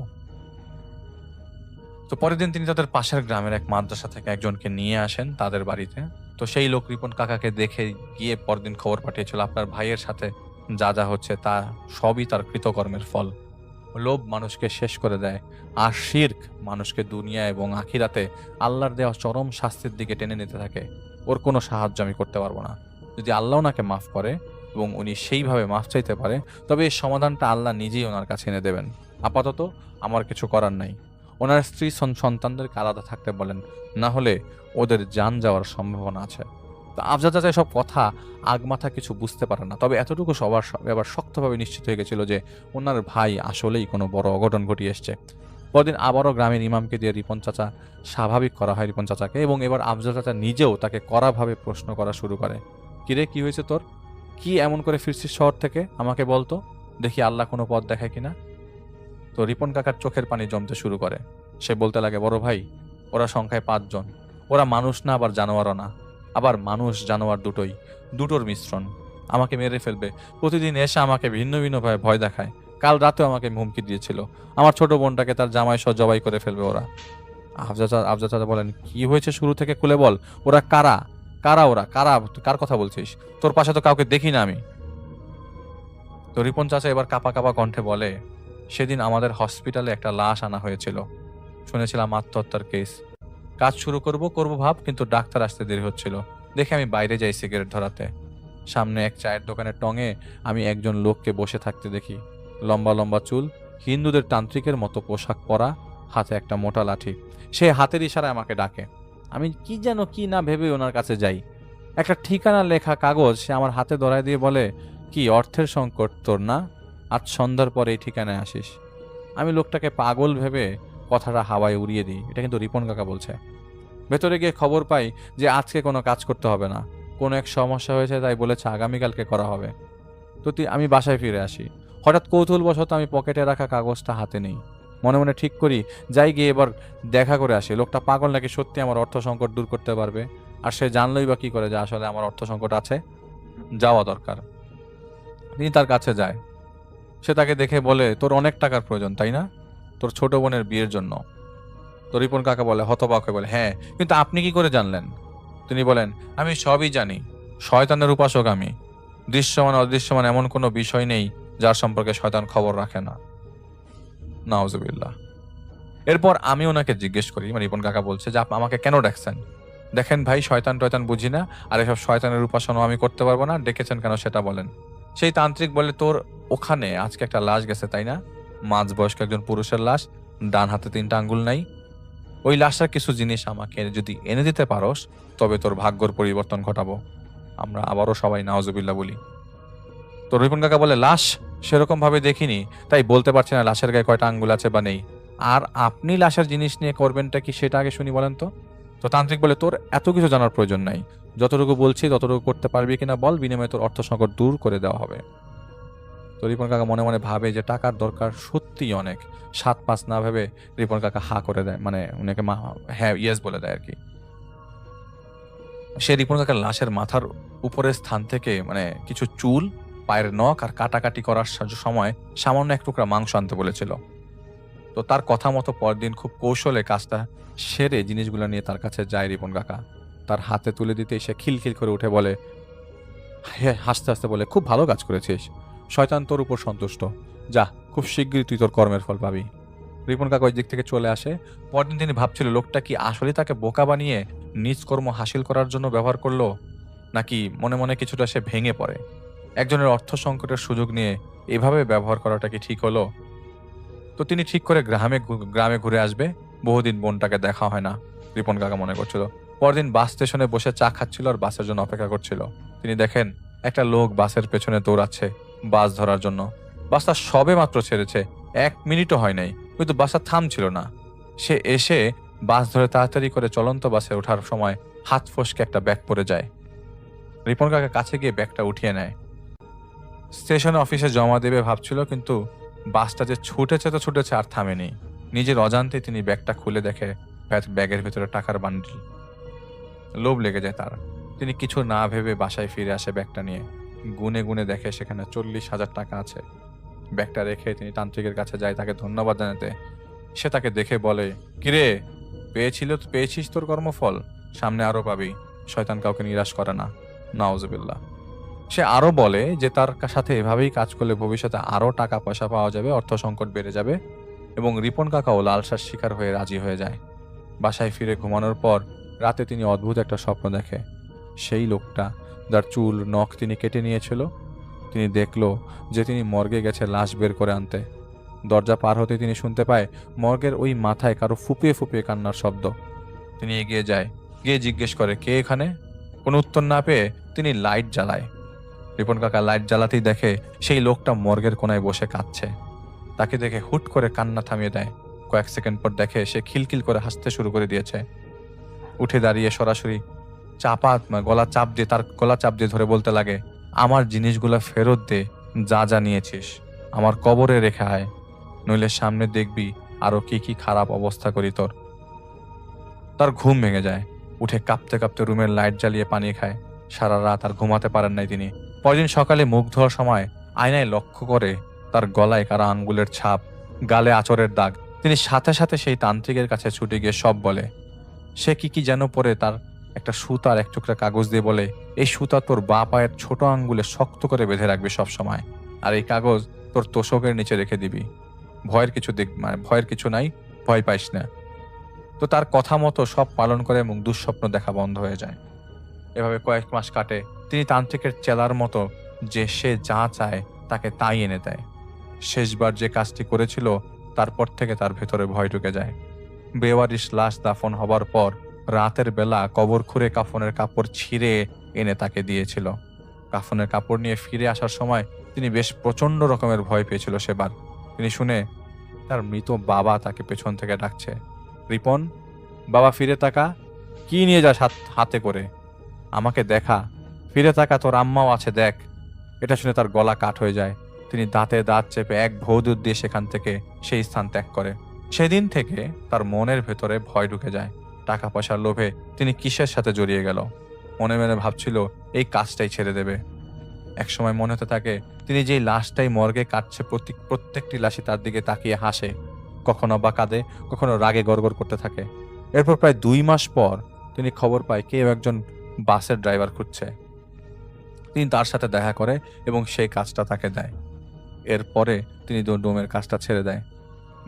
বাসা এলাকা সব বদলি করে ফেলে এবং তান্ত্রিকের সাথে সব ধরনের যোগাযোগ তিনি বন্ধ করে দেন। ভালোই চলছিল এভাবে। গত মাসে রাতের বেলা বাস চালাচ্ছিল, যাত্রীবাহী বাস ছিল সেটা। গড়ি গড়ি বৃষ্টি হচ্ছিল সে রাতে। কিছুক্ষণ পর তিনি স্টিয়ারিং এর উপর নরম ঠান্ডা কিছু একটা স্পর্শ অনুভব করে। হাতড়ে কয়েক সেকেন্ড পর বুঝতে পারলো যেটা সম্ভবত একটা সাপ। হেল্পারকে বলল লাইটটা জ্বালাতো। সে লাইট জ্বালাতে তিনি বাসটা সজোরে ব্রেক মারে এবং স্টিয়ারিং থেকে হাত উঠিয়ে চেঁচামেচি শুরু করতে থাকে। তিনি দেখে যে স্টিয়ারিং পেঁচিয়ে একটা কালো সাপ ফোনা তুলে তার দিকে তাকিয়ে আছে আর ফসফস করছে, এই তো এক্ষুনি কামড় বসাবে তার উপর। এদিকে বাসের যাত্রীরা সবাই চটে গেছে তার উপর। সবাইকে সব খুলে বলতে তারা বলে, এই নেশাখোর লোককে ড্রাইভিং করতে দিয়েছে কে? এদের কারণেই দেশে এত সড়ক দুর্ঘটনা। কারণ স্টিয়ারিং এ কোনো সাপই ছিল না, কেউ কোনো কিছু খুঁজে পাচ্ছে না। সবার ঝাড়ি শুনে তিনি আবারও বাস চালা শুরু করে। কিছু দূর যেতেই তিনি দেখে একটা অ্যাম্বুলেন্স তার বাস ক্রস করে সামনের দিকে চলে যায়। তার থেকে 8 থেকে 10 হাত দূরে ছিল। মিনিট 2 পরে দেখলো অ্যাম্বুলেন্স থেকে একটা লোক ঝাঁপ দিয়ে রাস্তার মাঝখানে পড়ে গেছে। সে গড়াতে প্রায়ই তার চাকার নিচে এসে পিষে যাবে, ঠিক এমন সময় তিনি বাসটা হার্ড ব্রেক করে মারে। সাথে সাথে হেল্পারকে নিয়ে নিচে নেমে আসে। লাইট মেরে বাসের চাকার পাশে রাস্তার পাশে খুঁজে দেখে কিন্তু কিছুই পায় না। আবারও সেই পুরনো ভয় হতে শুরু করে তার। এদিকে যাত্রীদের রাগ তখন বাড়তে থাকে এবং আগের চেয়ে 3 গুণ বেশি বেড়ে যায়। সবার কাছে মাফ চেয়ে তিনি আবারও বাসে উঠে পড়েন এবং সেই রাতের কাজ শেষ করে তিনি বাসায় ফিরে আসে। ঘুমিয়ে যাবার পর তিনি একটা দুঃস্বপ্ন দেখে। রাতে যে রাস্তায় এরকম ঘটনা ঘটে গেল সেই রাস্তাকে তিনি স্বপ্নে দেখতে পাচ্ছিল। তিনি বাস চালাচ্ছে, হঠাৎ তিনি দেখেন মাঝ রাস্তায় 3 জন লোক একজন লোকের হাত পা চেপে ধরে বসে আছে। তিনি দেখে ব্রেক কষে ভেতরে বসে সব দেখছিল। তিনি একটু খেয়াল করতেই তারা দেখে যে ওরা 3 জন নয় 4 জন মিলে চেপে ধরেছে লোকটাকে। অন্ধকার থেকে আরো একটা লোক বেরিয়ে এলো এবং চেপে রাখা লোকটার গলায় ছুরি চালিয়ে জবাই করতে শুরু করে দিল। তিনি পেছনে যাত্রী হেল্পারকে ডেকে বলল, দেখেন ওখানে কি হচ্ছে, কিন্তু কেউ কিছু কানে নিল না এবং বাস থেকে নেমে যেতে তিনি দেখে লোক 5 জন বলাবলি করছিল, নে ধর, খাওয়া শুরু করি। কাছে যেতেই দেখতে পায় জবাইকৃত লোকটি আর কেউ নয়, তিনি নিজেই। চোখগুলো খোলা, আধ হাতের মতো জিহ্বা বের হয়ে আছে। পালিয়ে যাবার সময় তিনি দৌড়ে বাসের কাছে চলে আসে। পেছন থেকে লোকগুলো বলতে শুরু করলো, পালিয়ে আর কত দূর? মানুষ পালিয়ে এলাকা ছাড়তে পারে, চাকরি ছাড়তে পারে, কিন্তু পাপকে সে কখনো পেছনে ফেলে পালিয়ে যেতে পারে না। তোকেই প্রথমে জবাই করব, তারপর তোর গায়ের মাংস দিয়ে ক্ষুধা মেটাবো। বাসে উঠতেই দেখে পুরা বাস ফাঁকা, একটা নিঃশ্বাস ফেলার শব্দও নাই। অথচ নামার আগেও দেখে গেছে তিনি বাস ভর্তি লোকজন। যাত্রী, কত হইচই, অথচ এখন সবকিছু হুট করে কেমন যেন রক্ত হিম করা থমথম হয়ে গেল। তিনি তার মাথায় হাত দিয়ে কাঁদতে শুরু করে। কিছুক্ষণ পর বাসের লাইট জ্বালাতে তিনি দেখে পেছনের সাইডে সেই লোকগুলো বসে আছে। বসে বসে তার দিকে দাঁত বের করে হাসছে। হুট করে ওদের মধ্যে একজন লোক বলে বসে যে বেটাকে ধর, আজকেই শেষ দিন হবে ওর। তার ঘুম ভেঙে যায় ফজরের আজানে। তো 19-20 না ভেবে সেই তান্ত্রিকের কাছে তিনি যায়। তাকে দেখেই সে রাগে গড় গড় করে বলতে শুরু করে, কিরে অধমের বাচ্চা, হুঁশ ফিরেছে নাকি? ফিরে এলি কেন? ভেবেছিলিস আমাকে না বলে পালিয়ে গেলে আমি আর খুঁজে পাবো না তোকে? ফিরে এসেছিস কেন রে আজন্মের লোভী? তো তিনি বলে, আমার ভুল হয়েছে, আমাকে মাফ করে দেন। আমার সাথে অদ্ভুত অদ্ভুত ঘটনা ঘটছে কয়েকদিন থেকে। শান্তিতে খেতে পারছি না, ঘুমাতে পারছি না। খেতে বসলেই প্লেটের মধ্যে অসংখ্য পোকা কিলবিল করতে থাকে। ঘুমিয়ে পড়লে ভয়ঙ্কর সব স্বপ্ন দেখি। আমাকে ক্ষমা করেন, আমি আবার স্বাভাবিক জীবনে ফিরে যেতে চাই, দয়া করেন আমাকে। তান্ত্রিক এক অট্ট হাসি দিয়ে বলে, স্বাভাবিক জীবন? তুই না জানিয়ে শয়তানের উপাসনা করা ছেড়ে দিয়েছিলি। শয়তানও তোর উপর ক্ষিপ্ত। তোকে এর হিসাব মিটাতে হবে। তোর নিজ জীবন দিয়ে, নয়তো তোর পরিবারের সবার জীবন অকালে ঝরে যাবে।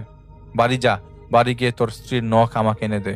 আমার রাস্তায় ফিরে এলেই তোকে আমি বিপদ মুক্ত করব, নয়তো ভুগতে থাক এই নারকীয় জীবনের স্বাদ। যা, দূর হ আমার সামনে থেকে। নখ নিয়ে ফিরে না আসা পর্যন্ত তোর সাথে যা যা ঘটেছে তা এভাবেই ঘটতে থাকবে। ওদেরকে তুষ্ট করতে হলে নরবলি দিতে হবে।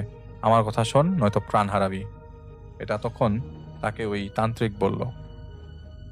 তো রিপন কাকা সেখান থেকে চলে আসে। বাসায় এসে ব্যাগ গুছাতে থাকে বাড়ি আসার উদ্দেশ্যে। প্রস্তুত হয়ে বের হওয়ার সময় তিনি খেয়াল করে তার ব্যাগটা কাঁপুনি দিয়ে উঠছে। চেন খুলতেই দেখে ব্যাগের ভেতরে তার ছোট বোনের কাটা মাথা। তার দিকে বড় বড় চোখ করে তাকে খিলখিল করে আসছে। জিব্বাটা বের হয়ে আসে। তিনি ব্যাগ রেখে দৌড় দেয় বাস স্টেশনের দিকে। বাস স্টেশনে এসে বাসে চড়ে তিনি গ্রামে ফিরে আসে। মাঝরাত পর্যন্ত গ্রামের এক শ্মশান ঘাটের সামনে তিনি বসেছিল। তান্ত্রিক বলেছিল দাহ্য করা শরীরের হাড় এনে দিতে হবে তাকে, সাথে তার স্ত্রীর নখ। কিন্তু সুযোগ না পেয়ে খালি হাতে বাড়ি ফিরে আসে। এসেই বইয়ের নখ তুলতে চাইছিল না, কিন্তু তিনি বাধ্য হয়, কারণ খেয়াল করেছিল যে সেই 5 জন খাটের সামনে দাঁড়িয়ে তার মেয়েটার দিকে তাকে খিলখিল করছিল। কিন্তু তুলে ফেলা নখ নিয়ে ফিরে যাবার মতো মনোমানসিকতা হচ্ছিল না তার। যাকে এতদিন এত ভালোবেসেছি, তার নখ তান্ত্রিকের কাছে কি করে তুলে দিই, না জানি সে কি করে বসবে নখের মাধ্যমে। এরপর তার সাথে ঘটে আরো ভয়ঙ্কর ঘটনা। মাঝরাতে টিনের চালে ওদের চলাচলের শব্দ পেতে শুরু করি। জানালার ওপাশ থেকে ফিসফিসানের শব্দ পাই। চল চাই, বেটাকে ধরি, বেটার বউ বাচ্চাকে শেষ করি। মাঝে মধ্যে মনে হতে থাকে তার শরীরে কয়েকশো সাপ বিচ্ছু ঢুকে গেছে। শরীর কেমন জ্বালা পড়া করে। সহ্য করতে না পেরে সেদিন গায়ের উপরেই ভাতের মাঠ ঢেলে দেয় তিনি। তো আফজাল চাচা তার ভাইকে থামিয়ে দেয়। তিনি আর নিতে পারছিল না। এসব শুনে বেশ অবাক হয়ে গেছিল তিনি। তার ভাই লোভের শিকার তো হয়েছেই, এর সাথে শয়তানের আশ্রয় গ্রহণ করেছে। আর শয়তান অবশ্যই কারো ভালো চাইবে না। তিনি তার ভাইকে আর কোনো কথা না বলে ঘর থেকে বের হয়ে যায়। তার ভাই পেছন থেকে বলছিল, বড় ভাই আমাকে সাহায্য করেন, ওরা আবার ফিরে আসবে। তো আফজাল চাচা পরদিন মাদ্রাসা সেই লোকের সাথে আবারও যোগাযোগ করেন, কিন্তু তিনি এক প্রকার রাগের কারণেই চাইছিলেন না সাহায্য করতে। তার একটাই কথা, আল্লাহর সাথে শিরক করেছে, শাস্তি কি পাবে না? এতই সহজেই দুনিয়ার জীবন কামিয়াবি হাসিল করার উদ্দেশ্যে সে আল্লাহর রাস্তা ছেড়ে শয়তানের দিকে গেছে। এখন শয়তান নিজেই ওকে হেনস্থা করেছে। আসলে শয়তানের দিকে যে আপনি যাচ্ছেন, মাঝে মধ্যে আপনি বুঝবেন না শয়তানের দিকে আপনি চলে যাচ্ছেন। তখন শয়তানের রাস্তাটাই আপনার কাছে ভালো রাস্তা মনে হবে। তো আফজাল চাচা অনেক বুঝিয়ে শেষমেশ রাজি করিয়েছিলেন তাকে। সেই লোক তাদের বাড়িতে আসে। রিপন চাচাকে দেখে বলে, এত লোভ কিসের? 2 দিনের দুনিয়া, টাকা পয়সা জমাচ্ছিলেন, আগামীকাল বেঁচে থাকবেন কিনা তার কি নিশ্চয়তা? আমাকে কথা দিতে হবে, যদি আল্লাহর রহমতে আপনি বিপদমুক্ত হতে পারেন, তবে একদম নামাজি হতে হবে, তবেই আমি আপনাকে সাহায্য করব। রিপন কাকা বলে, আপনি ভাই যা ইচ্ছা বলেন, যা ইচ্ছা করেন, যা বলবেন আমি তাই করব। আমি 1 ওয়াক্ত নামাজ বাদ দিব না, দিনরাত আল্লাহ আল্লাহ করবো, কিন্তু আমাকে এই বিপদ থেকে বাঁচান। তো লোকটা শেষ একটা কথা বলে বিদায় নিয়েছিল। বলেছিল, কালকে আসবেন আবার। ভাই, বাঁচানোর মৃত্যু দেওয়ার মালিক আল্লাহ। আমি আপনাকে তো সেফ মাধ্যমে চেষ্টা করব। আমি যা যা বলছি তা আমার সাথে পড়েন। লোকটা তাকে কালেমায় শাহাদাত পড়িয়ে বিদায় নেন। তিনি চলে যাওয়ার পর এদিকে বাড়িতে রিপন চাচার শুরু হয় বিরাট এক ঝড়। রিপন চাচা হঠাৎই মাঝরাতে চেঁচাতে শুরু করেন। বলতে থাকেন, আমার বুক জ্বালা পোড়া করছে, ওরা এসেছে আমার বুকের উপর ছুরি চালাতে। রিপন চাচার স্ত্রীর ভাষ্যমতে তার স্বামীর অবস্থা এমন হয়েছিল যাকে যেন জ্যান্ত ছাল ছাড়ানো হচ্ছে, চোখগুলো বেরিয়ে আসতে যাচ্ছে। নখ দিয়ে বিছানায় খামচাচ্ছেন, গড়াগড়ি করতে করতে তিনি বিছানা থেকে মেঝেতে পড়ে যান এবং কিছুক্ষণ পর সিলিংয়ের দিকে তাকিয়ে চুপ হয়ে যান। লোক ডাকাডাকির পর সবাই চেক করে নিশ্চিত হয়েছিল যে রিপন চাচা আর জীবিত নেই। পরদিন সেই লোকটি জানাজায় আসে। আফজল চাচা জিজ্ঞেস করেছিলেন, ভাই আপনি কি এটা আন্দাজ করেছিলেন যে আমার ভাইটা মারা যাবে? লোকটা প্রস্থান করার আগে আফজল চাচাকে বলে গিয়েছিলেন, জন্ম মৃত্যু সবই আল্লাহর হাতে, এটা কেউ আন্দাজ করতে পারে না একমাত্র আল্লাহ ছাড়া। আমি নিশ্চিত ছিলাম না যে ওনাকে বিপদমুক্ত করতে পারবো কিনা। যেহেতু তিনি আমাকে কথা দিয়েছিলেন যে তিনি সুস্থ হলে নামাজি হয়ে উঠবেন, তাই আমি তাকে কালিমায়ে শাহাদাত পড়িয়েছিলাম। কে জানে, হয়তো আল্লাহ মাফ করেছেন, হয়তো করেননি। মাফ চাওয়ার চেষ্টা করতে তার ক্ষতি নেই। জানি না আপনার ভাইয়ের মাথায় কি চেপেছিল, তবে শুধু একটা কথাই মনে রাখবেন, আপনার গরিবী, আপনার স্বচ্ছতা সবই আল্লাহর দান। একে ঘৃণা করা কিংবা অতিরিক্ত ভালোবেসে ফেলাটা একদমই উচিত নয়। আল্লাহ যাকে দিয়েছেন তা নিয়ে সন্তুষ্ট থাকতে না পেরে যদি সে শয়তানের উপাসনা করে বসে, তাহলে সে জাহান্নামী ছাড়া কিছুই হবে না। হয়তো আল্লাহ আপনার ভাইকে ক্ষমা করে দিয়েছেন, কেন আল্লাহ তাআলা ক্ষমা প্রার্থনাকারীদের ভালোবাসেন। ঘটনাটি পাঠিয়েছেন এমডি জাহিদুল ইসলাম। 2008 সালের ডিসেম্বর মাসের ঘটনা। একদিন খুব ভোরেই বাবার কাছে একটা ফোন আসলো ফুপুর বাড়ির থেকে। ফুপুর মেজ মেয়ের বিয়ে, কিন্তু কোনো সঙ্গত কারণে আনুষ্ঠানিক যাত্রা ছাড়াই। আমাদের ফ্যামিলি থেকে একজনকে যেতে হবে এবং আজই। বাবা দায়িত্বটা আমাকেই দিলেন, কিন্তু আমি ঠিক তেমন একটা চিনি না। ক্লাস 5-এ থাকতে একবার গিয়েছিলাম, সে 8-10 বছর আগের কথা।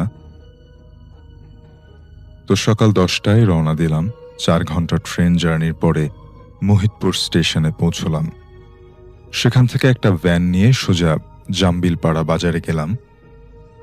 আমার কোনো ফুফাতো ভাই নেই, তাই অন্য একটা ছেলেকে পাঠিয়েছে আমাকে রিসিভ করার জন্য। ছেলেটা আমাকে দেখেই চিনতে পারল। ছেলেটাকে সঙ্গে নিয়ে আমি একটা চায়ের দোকানে বসলাম।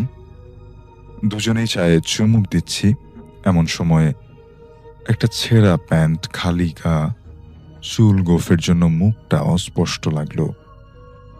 আমাকে হাত দিয়ে ইশারা দিয়ে দেখাচ্ছে একটা রুটি কিনে দেবার জন্য। আমি তাকে একটা রুটি কিনে দিলাম। এটাকে অবশ্য বাজার বললেও ভুল হবে। 5-7টা দোকান মাত্র, আশেপাশে 2-4 কিলোর মধ্যে কোনো বাড়িঘর নেই। যদিও বাজারের পাশেই রেল লাইন, তবু অন্ধকারাচ্ছন্ন অজপাড়া গ্রাম বললে এটাকে একদমই ভুল হবে না। আমি ছেলেটাকে সঙ্গে নিয়ে রওনা দিলাম ফুপুর বাড়ির দিকে।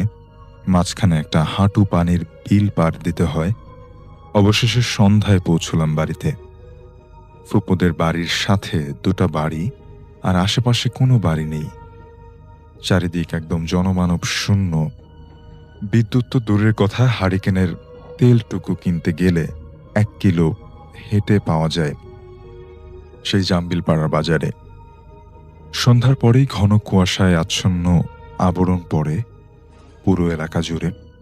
কনকন শীত আর রাতের খাবারের পর বাইরে বের হলাম একা একা। খুব খারাপ লাগছিল, মাথায় সামান্য যন্ত্রণা হচ্ছিল একদিকে, আর অন্যদিকে শীতের দিন, আর মাত্র 9টা, অথচ কোথাও বিন্দু মাত্র আলোটুকু পর্যন্ত নেই। অবশ্য উজ্জ্বল রাত, চাঁদ উঠেছে, চাঁদের আলোতে সবকিছু স্পষ্ট দেখা যাচ্ছে। একটু হেঁটে আসা যাক এই ভেবে আমি মনে করলাম যে বাজারের দিকে গেলে ব্যাপারটা মন্দ হয় না, চাটা পাওয়া যাবে। এই ভেবে আমি সোয়েটার পরে পায়ে হাঁটা শুরু করলাম। বাজারের দিকে 10 মিনিটের মতো হাঁটলাম। পানি ভেঙে বিল পার হলাম। বিল পার হওয়ার পর পরিবেশটা কেমন যেন বদলে গেল। মাথার ভেতর একটা যন্ত্রণা হচ্ছে। অবাককাণ্ড, বাজারের সব দোকান বন্ধ। রেল লাইনের সাথে চায়ের দোকানের বেঞ্চে আমি বসলাম। শুধু রেল লাইনের ল্যাম্পপোস্টটা ছাড়া আর কোনো আলো নেই। চারিদিকে একটা আবছা অন্ধকার, কেমন যেন গা ছমছম করে উঠল, ভয় ভয় করতে লাগলো। হঠাৎ গা শিউরে উঠল। সেই লাল আলোয় স্পষ্ট দেখতে পাচ্ছি একটা মেয়ে রেল লাইনে শুয়ে আছে। মনে হচ্ছে ট্রেনও আসছে। চোখের সামনে সুইসাইড হচ্ছে, আর আমি উঠেও দাঁড়াতে পারছি না। কেমন যেন শরীর অবশ হয়ে যাচ্ছে আর প্রচন্ড ভয় হচ্ছে। তবুও উঠে দাঁড়ালাম, চিৎকার করতে করতে দৌড়াচ্ছি মেয়েটার দিকে। কাছে যেতে না যেতেই আলোর বেগে ট্রেন এসে দেহটাকে ছিন্ন বিচ্ছিন্ন করে দিল। বুকে সাহস নিয়ে এগোতে লাগলাম লাশটার দিকে, কিন্তু ছিন্ন বিচ্ছিন্ন দেহ তো দূরের কথা, এক ফোঁটা রক্ত পর্যন্ত নেই। চোখের সামনে যা দেখলাম তাও অবিশ্বাস্য। তবু আশেপাশে খুঁজতে লাগলাম, হয়তো কেটে পড়েছে কোথাও, কিন্তু কোথাও নেই কিছু। চারিদিকে শুধু স্তব্ধ আবছা অন্ধকারে ঘেরা। আবারও চায়ের দোকানে এসে বসলাম। আশেপাশে ঝোপঝাড় থেকে ভেসে আসছে গোঙানির আওয়াজ। আস্তে আস্তে সে শব্দ তীব্রতর হচ্ছে। হঠাৎ 4-5টা কুকুর এসে আমাকে ঘিরে ধরল। আমাকে এগুলো ঠিক কুকুর না, কুকুরের মতো অদ্ভুত কিছু প্রাণী। চোখগুলো টকটকে লাল, আগুনের গোলার মতো জ্বলছে। আর বোঝার বাকি রইল না যে আমি কিসের পাল্লায় পড়েছি বা কি ঘটতে চলেছে। আমি প্রাণপণে চিৎকার করার চেষ্টা করছি, কিন্তু গলা দিয়ে কোনো শব্দ বের হচ্ছে না। আমার মাথা ঠিক কাজ করছিল না। কি করব এখন? ব্রেনের প্রতিটা সেলে ভয় ঢুকে গেছে। নার্ভগুলো উত্তেজিত, শরীর ঘেমে কাদামাটা। হাঁটুর কাঁপুনিতে শরীরে আরো দুর্বল হতে লাগলো। প্রচন্ড পানি পিপাসায় বুক ছিঁড়ে যাচ্ছে। ঠিক তখনই ওই সেই খালি গায়ে ছেঁড়া প্যান্টের পাগলটা কুকুরগুলোকে হে হে বলে তাড়িয়ে দিল। আমার দেহে যেন প্রাণ ফিরে আসলো। মাথা ফেরাতেই পাগলটাকে আর কোথাও দেখতে পেলাম না। আমি এবার দ্রুত হাঁটতে লাগলাম বাড়ির দিকে। বিলের কাছে কি যেন একটা দেখা যাচ্ছে। কাছে গিয়ে দেখলাম লম্বা চৌড়া সাদা পাঞ্জাবি পাগড়ি পরা 3 জন লোক। চেহারাটা একেবারেই অস্পষ্ট। পাশে একটা মরার খাটিয়া। এই নিথর পাথারের মধ্যে লোকগুলোকে দেখে আমি একটু আগের ভয়ের ঘটনা ভুলে একটু সাহস পেলাম। কেন জানি আমার কাছে সবকিছু স্বাভাবিক মনে হচ্ছিল। কাছে যেতেই একজন বলল, ভাই একটু সাহায্য করবেন, আমাদের মধ্যে একজন চলে গেছে, লাশটা আমরা নিয়ে যেতে পারছি না। অর্থাৎ এখানে একটু বলে দিই, যেহেতু লাশের খাটিয়া নেবার জন্য 4 পায়ে 4 জন লোকের প্রয়োজন পড়ে, কিন্তু তারা 3 জন ছিলেন। সেটাই বলছিলেন যে একজন চলে গেছে, লাশটা নিয়ে যেতে পারছি না, আপনি একটু এগিয়ে দিলে ভালো হতো। আমি বললাম, অবশ্যই ধরুন। 4 জনে মিলে খাটিয়াটা তুলে ধরলাম। বিকট একটা পচা মাংসের গন্ধ আসছে খাটিয়ার ভেতর থেকে। আর এতটাই ভারী মনে হচ্ছে যেন 2টো মোটা মানুষ এখানে। আমি বললাম, ভাই কোথা থেকে আনলেন? কোনো উত্তর আসলো না। আবারও বললাম, কিভাবে মারা গেছে? আবারও কেউ কথা বলল না।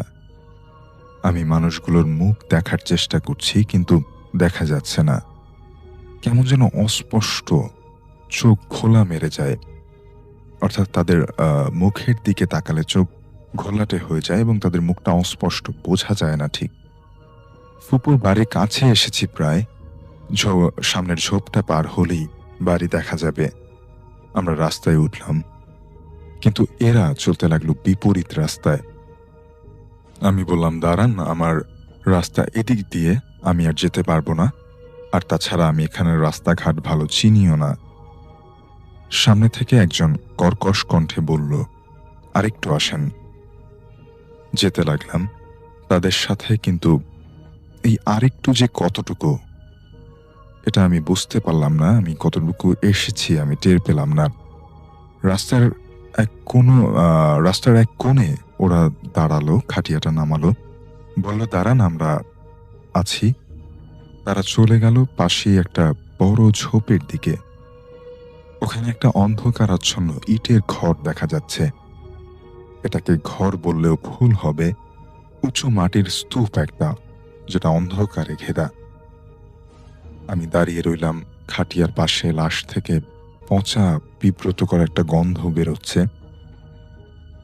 হঠাৎ বাজারের সেই পাগলটা, আমি তাকে দেখে একটু ছিটকে পড়ে গেলাম। সে কর্কশ কণ্ঠে আমার সামনে দৌড়ে এসে বলল, যদি বাঁচতে চাস তাড়াতাড়ি এখান থেকে ভাগ।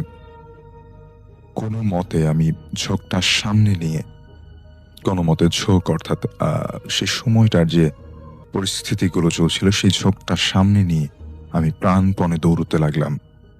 বরণের এক পর্যায়ে একটা গাছের শিকড়ের সাথে হোঁচট খেয়ে আমি পড়ে গেলাম। তারপর থেকে আমার আর কিছু মনে নেই।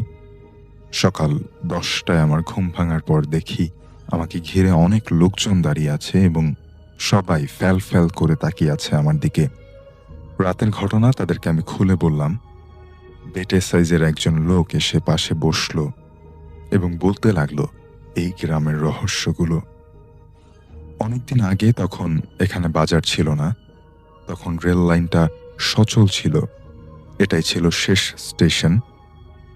এই গ্রামে রিমা নামের একটা মেয়ে রেল লাইনের পাশে গ্রামের একটা ছেলের সাথে সম্পর্ক জড়িয়েছিল।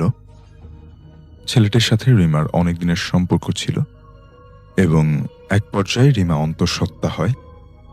তাদের চুক্তি অনুযায়ী একদিন রাতে রিমা বের হয়ে যায় তারা পালিয়ে বিয়ে করবে বলে, কিন্তু ছেলেটি রিমার সাথে প্রতারণা করে আর রিমা ট্রেনের নিচে সুইসাইড করে। দেহটা এতটাই ছিন্ন বিচ্ছিন্ন হয়ে পড়েছিল যে সবাই ভয় পেত। কেউ আর এটাকে দাফন করে মাটি চাপা দেয়নি। কুকুর শেয়ালের টানা হ্যাঁচড়ায় শেষ হয়ে যায় রিমার দেহ। তারপর থেকে সন্ধ্যার পর যারা চলাচল করত তারা নাকি একটা মেয়েকে ঘোরাঘুরি করতে দেখত। আবার রাতে অনেকে খাটিয়ায় করে লাশ আনতেও দেখত। আসলে আশেপাশে গ্রামে কেউ মারা যেত না, কিন্তু সবাই দেখত যে যেমনটা এই গল্পকথক দেখছিলেন যে লাশ নিয়ে কয়েকজন দাঁড়িয়ে আছে। আমি বললাম যে ওই ইটের ঘরের রহস্যটা কি, লোকগুলো যে ওখানে ঢুকলো। তখন সে লোকটা বলল যে ওটাই ছিল রিমাদের বাড়ি। এই ঘটনার পর তার বাবা মা বাড়ি ঘর ছেড়ে অন্য গ্রামে চলে যায়। আসলে এখানে আর ট্রেনও চলেনি, নদী ভাঙনে স্টেশন ভেঙে গেছে, আর বাজার সন্ধ্যার পরে একটা পাখিও থাকে না। এই এলাকায় সন্ধ্যার পর কেউ ঘোরাঘুরি করে না। কথাগুলো শোনার পর আমার মনে হচ্ছিল নিজেকে অন্য কোনো এক গ্রহে আবিষ্কার করলাম। আমি ব্যাগ গুছিয়ে রওনা দিলাম বাড়ির দিকে। এই রহস্যময় গ্রহে আমার বেশিক্ষণ থাকতে ইচ্ছে করছে না। তো রাসেল ভাই, এখন আমি আপনার সঙ্গে যেই ঘটনাটি শেয়ার করছি, এই ঘটনাটা গ্রামের একটা পুরনো কবরস্থানকে নিয়ে। যেই কবরস্থানটা সেই গ্রামের একটা খুবই পরিচিত একটা কবরস্থান। তো রাসেল ভাই, প্রথমেই বলে রাখি গ্রামটির নাম হচ্ছে দৌলতপুর। আর এই গ্রামটাতেই একটা গ্রামের শেষ মাথায় একটা এলাকার মানুষের জন্য একটা কবরস্থান আছে। যেই কবরস্থানটাকে নিয়ে বিভিন্ন সময় বিভিন্ন রকমের ঘটনা ঘটে গেছে, কিন্তু এই ঘটনাগুলোর মধ্য থেকে অনেকেই অনেক ঘটনা সরাসরিভাবে এক্সপেরিয়েন্স করেছে। ঠিক তেমনই আমি একটা ঘটনা আজকে আপনার সঙ্গে শেয়ার করতে যাচ্ছি। ঘটনাটি শুরু হয় আজ থেকে প্রায় 7 থেকে 8 বছর আগে। এই কবরের একটা মেয়ে মারা যায় বলতে কি হয়, বিয়ে যেদিন হয়, মেয়েটার বিয়ে হওয়ার যখন পথে আসতে শ্বশুর বাড়িতে আসবে, ঠিক সেই মুহূর্তে কোনো একটা কারণটা আমি জানতে পারিনি, সেই কারণে মেয়েটা মারা যায়। তারপর তাকে আসলে তার বাবা ফেরত চায় যে আমি আমার মেয়েকে আমার বাড়িতে কবর দেব, কিন্তু এই যে তার শ্বশুরবাড়ির লোকজন বলে যেহেতু তিনি আমাদের ছেলে বউ, সেহেতু সে আমাদের এলাকাতেই তাকে কবরস্থান দেওয়া হবে। এরপর যেই কবরস্থানের নাম আমি বললাম দৌলতপুর কবরস্থানের, তাকে দাফন করা হয়। এরপর থেকেই মাঝরাতে সেখানে নাকি লাল কাপড় পরা একটা মেয়েকে দেখতে পাওয়া যায়।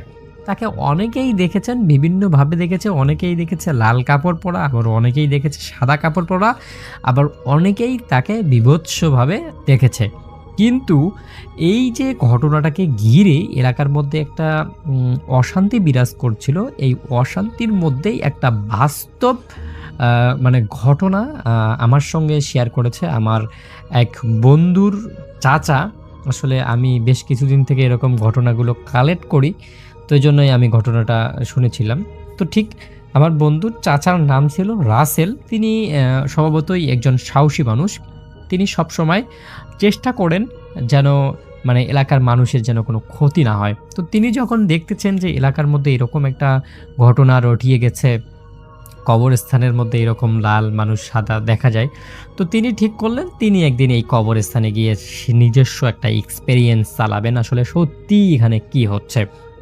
তো যেই কথা সেই কাজ, উনি ওনার যে মানে সাহসিকতা দেখানোর জন্য রাত ঠিক একটা 1:30টার দিকে ওই কবরস্থানের ভিতরে ঢোকেন।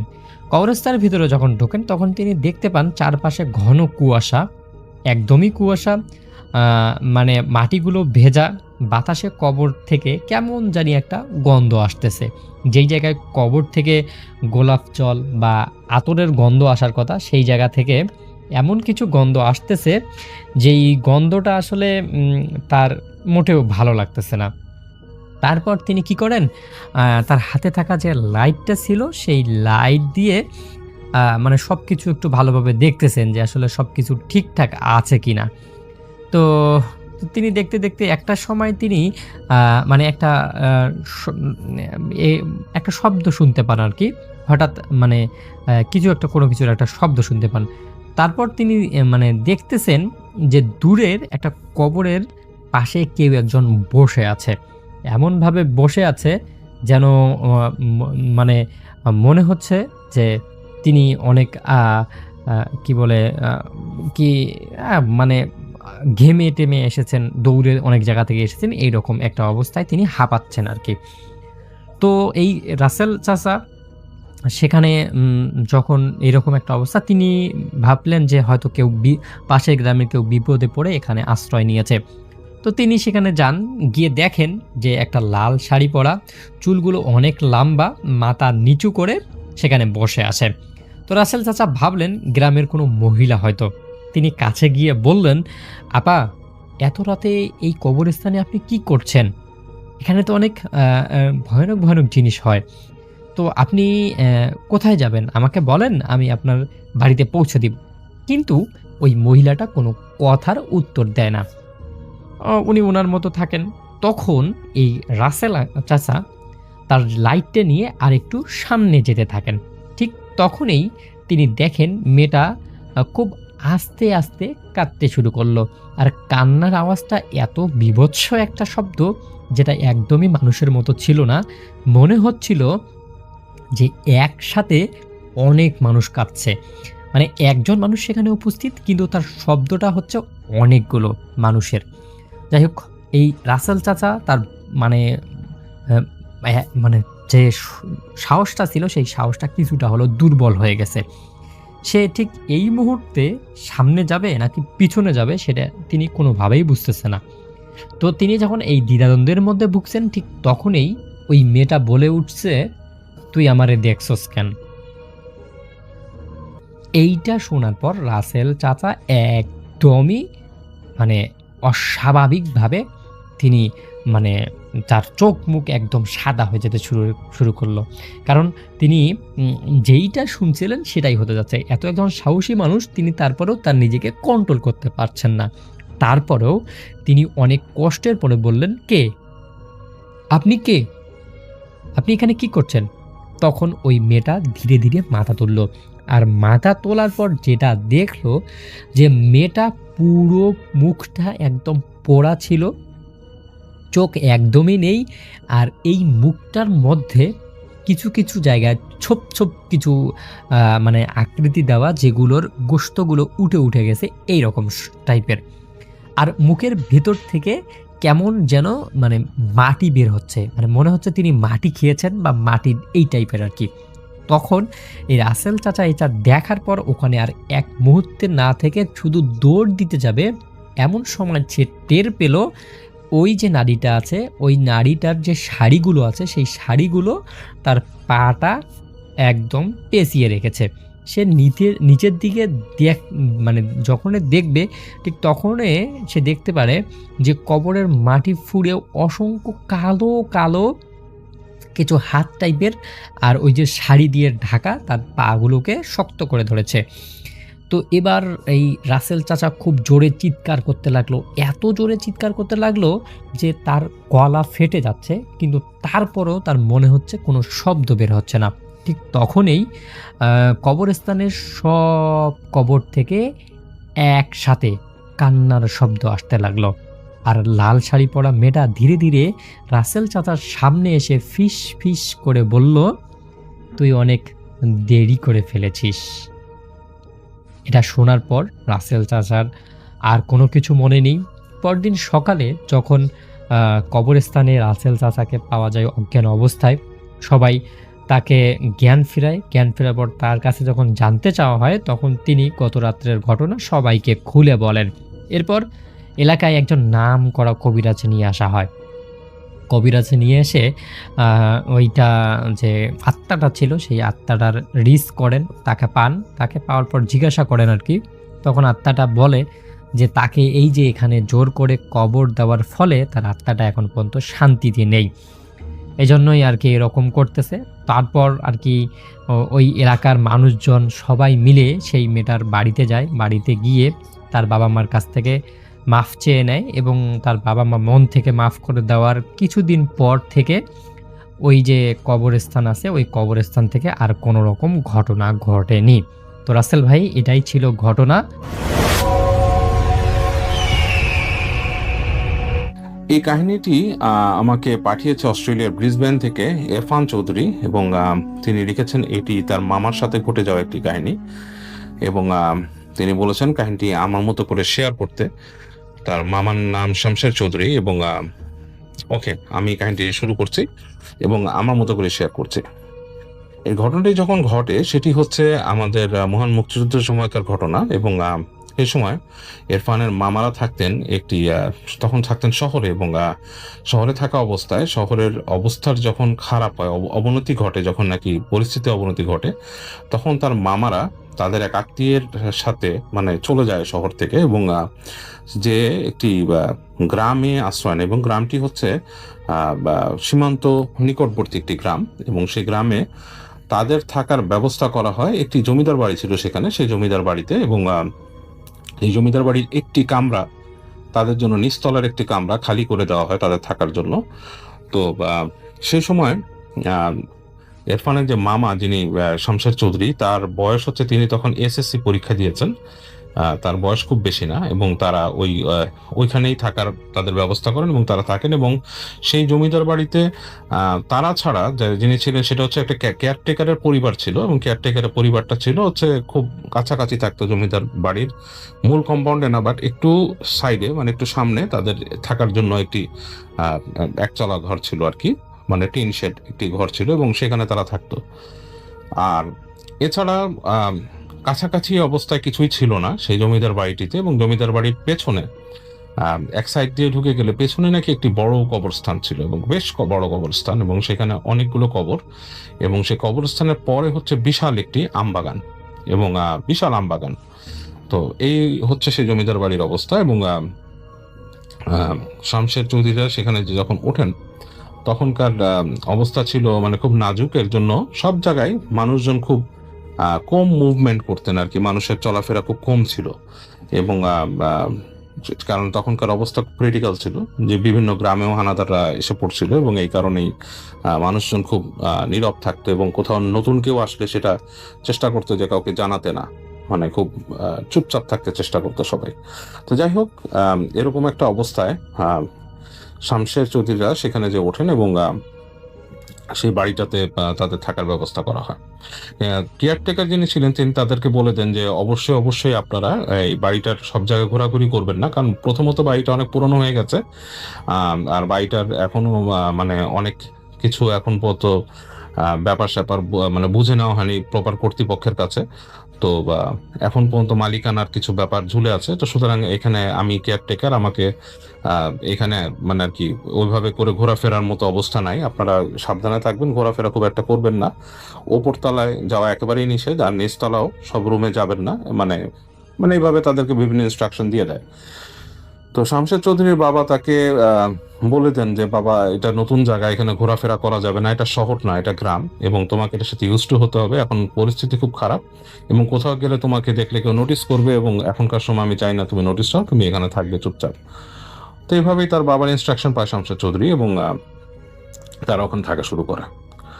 তো সন্ধ্যার পর ওখানকার পরিবেশটা খুব মিস্টেরিয়াস হয়ে যেত। সন্ধ্যার পর যেটা হতো সেটা হচ্ছে যে রাত মানে একদম অন্ধকার নেমে আসতো, এবং অন্ধকার নেমে আসার সাথে সাথে যেটা হতো যে মানে পুরো এলাকার মধ্যে কোনো লাইট দেখা যেত না, আলো দেখা যেত না। যেটা দেখা যেত হচ্ছে যে ওই যে জমিদার বাড়ির কম্পাউন্ডের সামনে যে কেয়ারটেকারের ঘরটা, সেখান থেকে একটু আলো দেখা যেত, আর শামশেদ চৌধুরীর নিজেরা যে আলোটা জ্বালাতো সেটা। তো বাড়িটাকে নাকি খুব মিস্টেরিয়াস লাগতো, তো শামশেরের কাছে বেশ মিস্টেরিয়াস লাগতো। উনি সন্ধ্যার পরে উনি বেশ মানে মজা করে আস্তে করে বাসার থেকে বেরোতেন, এবং সেখানে বিজলি বাতির কোনো ব্যবস্থা নাই। সুতরাং ওই যে হ্যারিকেন এবং ওই মাটির কুপি, মাটি না সরি, মানে একটা কুপি ছিল, ওই কুপি এবং হ্যারিকেন এগুলি জ্বালিয়ে রাখতে হতো তাদের। তো সন্ধ্যার পর যখন সে বেরোতো তার কাছে খুব মজা লাগতো, কারণ সে সাধারণত চেষ্টা করতো যে আলো ছাড়াই বেরোতে। তো অন্ধকারের মধ্যে তাকাতো, তো কোন সময় চাঁদ উঠলে সে দেখতে পেত যে মানে উঠানটা আলোতে ভরে গেছে, এবং খুব মিস্টিরিয়াস লাগতো তার কাছে। এবং কবরস্থানটা সে দূর থেকে দেখছিল বাসার পেছনে, সেটাও তাকে খুব মানে খুব মজা দিত তাকে, যে এরকম একটা কবরস্থান খুব মিস্টিরিয়াস, কি মানে ব্যাপারটা কি এরকম। তো যেটা হয়, একদিন সে ডিসাইড করে যে দুপুরবেলা যে আমি দেখব, বাবা যদিও যেতে নিষেধ করছে, বাট আমি একটু ঘুরে দেখবো সবকিছু, এটা কেমন লাগে। তো শমশের যেটা করে, সে দুপুরের পরে আস্তে ধীরে চুপচাপ, তার বাবা কোনো একটা কাজে বের হয়েছে, ওখানে ওখানে যে মানে হয়তো কোনো কিছু বা পরিচিতি হওয়া বা কোনো কাজে বা পোস্ট অফিসে বা কোনো একটা কাজে গেছে তার বাবা। তো সে এই সময় বের হয়, বের হয়ে বাসার পেছনে একা একা আস্তে আস্তে চলে যায়। তো বাসার পেছনে যখন যায়, সে হেঁটে হেঁটে যাচ্ছে, দেখে যে প্রথম থেকেই মূল বাড়ির কম্পাউন্ডটা পার হওয়ার পরেই, মানে বাড়ির কম্পাউন্ডটা যখন পার হচ্ছে তখনই দেখে যে বাড়িটা অনেক পুরনো হয়ে গেছে, মানে জরা জীর্ণ অবস্থা, বাইরে দিকে শ্যাওলা হয়ে গেছে, এবং ডান দিকে বেশ কিছু গাছের সারি, এবং এইভাবে আস্তে আস্তে সে ভিতরে ঢুকে যাচ্ছে। দূর থেকে কবরস্থানটার অংশ দেখা যেত বাসার বাইরের, এবং যখন সে এগিয়ে যাচ্ছে আস্তে আস্তে কবরস্থানের ভিউটা বড় হচ্ছে। তো যে দেখলো যে বেশ বড় একটা কবরস্থান, অনেকগুলো কবর সেখানে, এবং অবশ্যই কবরগুলো নিশ্চয়ই এই জমিদার ফ্যামিলির মানুষের, এবং বেশ অনেকদিন ধরে আছে, কারণ কবরগুলোও পুরান হয়ে গেছে, সেগুলোর মধ্যে জরাজীর্ণ অবস্থা, অনেকগুলো ভেঙে গেছে, শ্যাওলা হয়ে গেছে, এবং আরো দূর থেকে পাকা কবর যেগুলো সেগুলো, এবং সবই পাকা কবর। এবং দূরে তাকিয়ে দেখলো যে সেই যে বাগানটা, আম বাগান টাইপের, সেই জায়গাটাকে দেখে মোটেই মনে হচ্ছে না সাজানো গোছানো কোনো বাগান, এটাকে একটা জংলা বাগান মনে হচ্ছে। এবং মানে অন্ধকার, মানে সামনে গাছ গাছ এত নিবিড়ভাবে ভিতরে আছে যে বেশ অন্ধকার হয়ে গেছে, এবং সেই কবরের যে আশেপাশের অঞ্চলগুলো বেশ বড় বড় ঘাস টাইপের আগাছার মতো উঠছে, বেশ উঁচু উঁচু। তো এরকম জিনিস দেখে তার কাছে খুব ইন্টারেস্টিং লাগে, বলে মনে হয় যে মানে খুব মানে বেশ রহস্যময় মনে হয়, এবং খুব ভালো লাগে তার কাছে। এবং সে হেঁটে হেঁটে, মানে ওই বয়সটা আসলে যে মানে কৈশোর ছাড়িয়ে কেবল তারুণ্যে প্রবেশ করার যে বয়সটা শুরু হয়, সে সময় মানুষের ভেতরে খুব বেশি রকমের স্পিরিট থাকে, ইন্টারেস্ট থাকে। তো শামশের বেশ খুব মানে আনন্দ নিয়ে, মানে খুব ভেতরে খুব মজা নিয়ে, একটা ফিল নিয়ে সে হেঁটে বেড়ায় কবরস্থানের এদিক ওদিক। এবং সে একবার চিন্তা করে যে সে কবরস্থান পেরিয়ে কি ওই গাছের সেই যে বাগানের দিকে যাবে কিনা। তো সে যখন হেঁটে হেঁটে ঠিক কবরস্থানের একটু ওই পাশে যায়, তখন তার মনের মধ্যে কেমন জানি একটা উদ্ভট টাইপের, একটা উইয়ার্ড টাইপের একটা ফিল হয় যে না, ওখানে যাওয়াটা ঠিক হবে না। কারণ এই দিনের বেলা, তখন দুপুর গড়িয়ে ধরেন বিকালের কাছাকাছি হয়ে আসছে, এই সময়টা তো ওখানে মনে হচ্ছে যে অন্ধকার রাত্রি, কারণ ওখানে কোনো আলো নাই গাছের পাশ থেকে, এরকম একটা অবস্থা। তো যাই হোক, সে ওখান থেকে কি জানি মনে হয় ফিরে চলে আসে। তো ফিরে চলে আসার পরে সে আবার সে বাসার কম্পাউন্ডে যায়, এবং ওই বাড়ির যে কেয়ারটেকার তার সাথে তার দেখা হয়। দেখা হওয়ার পর সে কেয়ারটেকারকে জিজ্ঞেস করে যে চাচা, এই যে আপনি জমিদার বাড়িতে আছেন, কতদিন ধরে আছেন? তো সে বলে যে আমি অনেকদিন ধরেই আছি এখানে, এই জায়গাটা যখন কেয়ারটেকারের দায়িত্ব আমাকে দেওয়া হয়নি, আমি অনেকদিন ধরে এখানে আছি। তো বলে যে ওই যে পিছনে একটা বাগান আছে, বলে তুমি গেছিলে নাকি ওখানে? বলে যে না আমি যাইনি, আমি দেখছি দূর থেকে। বলছে খবরদার ওখানে যেও না, ওখানে কিন্তু এমনি খুব ভালো না, সাপ খোপ আছে, অনেক সমস্যা, যেও না। আর এখানে কিন্তু ঘোরাঘুরি খুব একটা করবা না, চুপচাপ বসে থাকো, এখনকার দিনকাল খারাপ, এভাবে অনেক কিছু তাকে বলে। তো সে চুপচাপ আর কিছু বলে না। তো যাই হোক, তো শামশের এরকম দেখে, তো তার কেন জানি কবরস্থানটাতে খুব ডাকি ওই জায়গাটা, তার কাছে মনে হয় যে জায়গাটা খুব মানে খুব একটা মিস্টিক একটা জায়গা। তো সন্ধ্যা যখন হয়ে যায় রাতের বেলা, সে হেঁটে বেড়ায়, মানে কারণ তার ভেতরে একটা কিউরিয়াসিটি এখন কাজ করে, এবং খুব মানে সে বোর্ড হয়ে গেছে ওই জায়গায় 2-3 দিন থাকার পরে। তার কাছে আর লাগতেছে না, সে মনে করে যে এখন তো আসলে শহরে তার বন্ধু ছিল কিছু, তাদের সাথে আড্ডা দিত, এখন তো কমিউনিকেশনেরও কিছু নাই, কারোর সাথে যোগাযোগ করতে পারতেছে না, অল্প কিছু বই আছে সেগুলো পড়েও সময় পার করতে পারে না। তো যাই হোক, তো ভেতরে খুবই তার বাবা রেডিও শুনে মাঝে মাঝে, এবং ওখানে রেডিওর ফ্রিকোয়েন্সিও ঠিক মতো তার বাবা পেতো না, তো ওই রেডিও নিয়ে মানে ওই চলে যেত ওই জমি ইসের কাছে, কেয়ারটেকারের ঘরের কাছে, ওখান থেকে কিভাবে কিভাবে শুনতো। তো খুব একটা তার জন্য খুব বেশি রকমের ছিল না, মানে মানে কোনো রকমেরই ফান ছিল না ব্যাপারটা, এক্সেপ্ট ফর এই যে পুরোনো জিনিসগুলো তাকে খুব একটু ইন্টারেস্ট করছে। তো যেটা হোক, শামশের যেটা করে, এরকম একদিন সন্ধ্যার পর বের হয়ে যায়, বের হয়ে সে ওই রুমগুলা দেখে, একটার পর একটা, মানে পাশের যে রুমগুলা সে দেখে রাত্রেবেলা, কিন্তু তখন দেখছে, কারণ দিনের বেলা যদি কেয়ারটেকার দেখে বকা দিবে, সে আস্তে আস্তে যায়। এবং প্রথম যে রুমটা তার তার কাছে এটা নর্মালি সে এমনি একটু উকি দেয়। দ্বিতীয় যে রুমটা আছে, এবং সেটা সে দেখার জন্য সে প্ল্যান করে তার কাছে ওই একটা ম্যাচ এবং ওই কুপি বাতিটা নিয়ে আসছে বাসার থেকে, যে ভেতরে যে কি আছে দেখার জন্য। তো সে দ্বিতীয় রুমটার মধ্যে আস্তে করে দরজাটা মানে ঠেলা মারে, এবং দেখে একটু ক্যাচ করে শব্দ হয়েছে, বাট চুপচাপ, আবার মানে অনেক সন্তর্পণে আস্তে আস্তে সে রুমের মধ্যে ঢুকে, এবং ঢুকে দেখে ম্যাচ জ্বালে, এবং জেলে দেখে রুমের মধ্যে কিছু নাই, মানে রুমটা পুরাই ফাঁকা, এবং রুমের মধ্যে আর কি এই মাকড়সার জাল টাল আছে কোনার দিকে, বা ফাঁকা একটা রুম। তো এরকম করে সে আরেকটু যায় যে, এবং দ্বিতীয় রুমটার কাছেও সে ম্যাচ জ্বালে এবং দেখে এরকম। তো নিচে নিচে এরকম 2-3টা রুম সে খুলে, তার কোনো ইন্টারেস্ট আর ফিল করে না সে। তো সে হেঁটে হেঁটে আবার ফিরে আসে, এসে ওই যে সিঁড়ি আছে, সিঁড়ি ধরে ধরে সে উপরে ওঠা শুরু করে। এবং যখন সিঁড়ি ধরে উপরে উঠছে, তখন ওই দিন আকাশে চাঁদ ছিল হালকা আলো, এবং সেই হালকা আলোতেই সে পথ চলে, সে কিন্তু মোমবাতি বা ওই যে সেই তার সাথে কুপি টুপি কিছু জ্বালে না। তো সে 2 তলায় উঠে যায়, 2 তলায় উঠে যে বারান্দায় যায়, বারান্দা দিয়ে আস্তে আস্তে আস্তে হেঁটে হেঁটে সে একবার এই পাশে ঘুরে, একবার ওই পাশে ঘুরে, কিছুক্ষণ হাঁটাহাঁটির পরে সে এই প্রত্যেকটা রুম মানে চিন্তা করে যে খুলে খুলে দেখবে ভিতরে কি আছে, বাট খুব একটা ইন্টারেস্ট ফিল করে না, এক্সেপ্ট ফর সে হেঁটে হেঁটে শেষ দিকে চলে যায়, সেই যে করিডোরের শেষ মাথায় যে রুমটা, সেখানে চলে যায়, এবং সে ওখানে যে ফাইন্ড আউট করে সেই রুমের মধ্যে তালা মারা। তো এতগুলো রুম কিন্তু সে দেখছে, প্রত্যেকটা রুম ছিল তালা ছাড়া, এই একটা রুমের মধ্যে সে তালা দেখলো। তো তার মধ্যে বেশি ইন্টারেস্ট হয় যে এটার কাহিনী কি, মানে এটার মধ্যে তালা মারা কেন। তো খুব আগ্রহ হয়, তো সে রাতের বেলায় চেষ্টা করে যে ফাঁক করে উকি দিতে, তাকে যে কোনো উপায় নেই, সামনে যে জানালা বন্ধ, কিছু তাকানোর মতো নাই।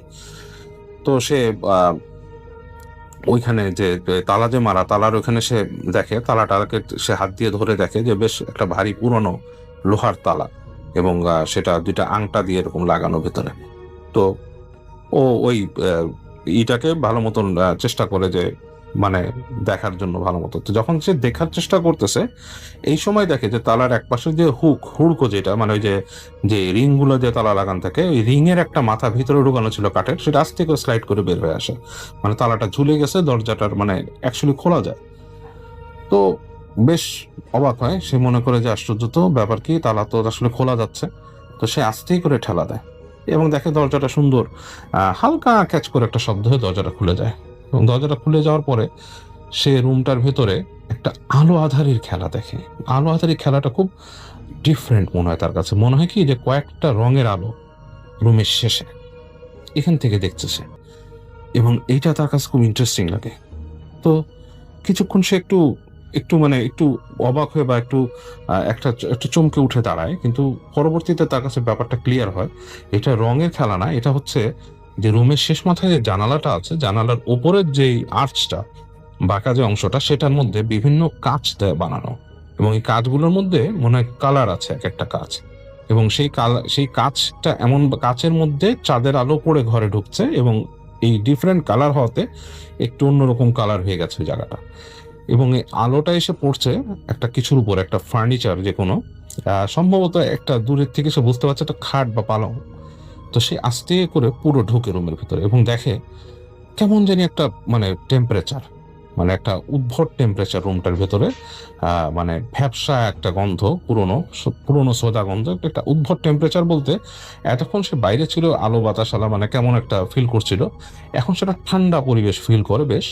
এবং কেমন যেন লাগে তার কাছে, তার শরীরটা কেমন যে শিরশির করে ওঠে, মনে হয় যে এমন কোথাও ঢুকেছে যেখানে নাকি কেউ আছে, মানে there is some presence, এখানে কেউ বা কোনো কিছুর প্রেজেন্স সে ফিল করে এবং মনে হয় যে এখানে সে কোনো নাটক দেখতে ঢুকছে, এরকম কিছু একটা।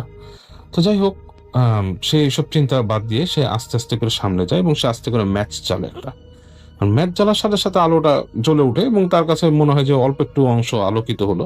তো সাথে করে যে সে কপিটা আনছিল, সে কপিটার মধ্যে আগুন জ্বালায় এবং এদিক দিয়ে সে কেয়ারফুলও থাকে যে দূর থেকে তার এই আলো দেখে আবার সেই কেয়ারটেকার না তেড়ে আসে বা কিছু। আবার একই সাথে একটু ভয়ও লাগতে থাকে যে ওই এই যে বলেছিল ওখানে সাপ খোপ আছে, এই সাপের একটা ভয় তার ভেতরে কাজ করছিল। তো যাই হোক, সে আস্তে আস্তে করে রাইট ওই সেই কুপি জেলে সামনে যেতে থাকে এবং সামনে যেতে যেতে সে এগিয়ে যায় সেই ফার্নিচারটার দিকে। তো যে দেখে সেটা হচ্ছে একটা বিশাল খাট, একটা বিশাল পালঙ্ক, এবং পালঙ্কটা এত বড় যে পালঙ্কটার মাথায় সিঁড়ি দেওয়া আছে এবং মানে 3-4 ধাপের একটা সিঁড়ি, এবং এই সিঁড়ি দিয়ে বেয়ে বেয়ে উপরে ওঠা যায় এবং তার মাথায় হচ্ছে খাটের যে পাটাতনটা সেখানে।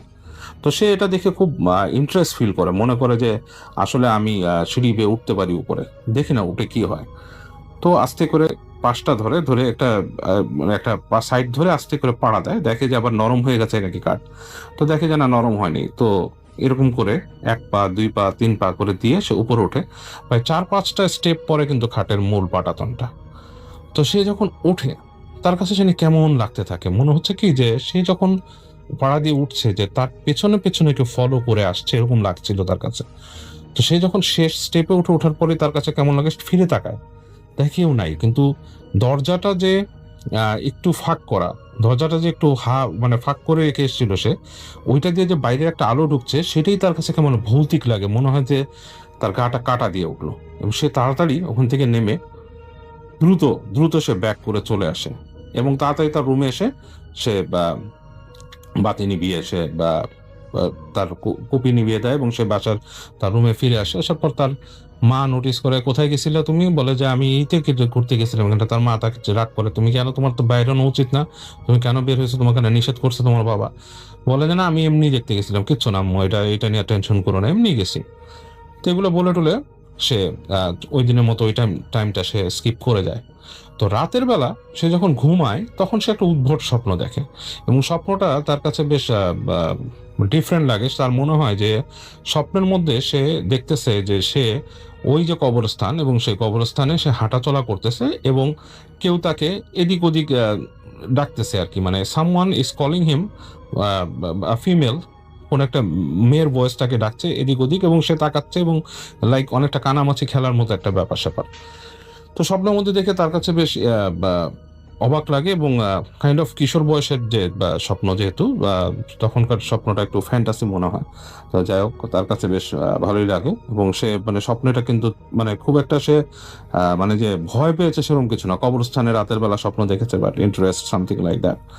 তো সে দ্বিতীয় দিন সে চিন্তা করে যে আবার দিনের বেলা তার মাথায় প্ল্যান হয় যে আমি আবার ওই রুমটাতে যাব, এবং যেরকম বাবা সে দিনটা আস্তে ধীরে পার করে কোনো মতে, এবং রাতের বেলা ঠিকই সেই সন্ধ্যা হওয়ার পরে যখন একটু দেখে যে বাবা ওদিকে চলে গেছে এবং মা তার কোনো কাজ করছে বা সে আস্তে করে বের হয়ে আবার সে উঠে যায় একইভাবে, এবং উঠে সে ওই রুমটাতে আবার যায় এবং সে কিন্তু গেটটা একটু টেনে দিয়ে আসছিল, আবার যে সে গেটটা খুলে তালা কিন্তু সে আর ওই লাগানোর বা কোনোভাবে চেষ্টা করেনি, সে আবার ওইভাবে ঢুকে এবার তার কাছে একটু ডিফারেন্ট মনে হচ্ছে, যে পরিচিত, কারণ সে একদিন আসছে এর আগে।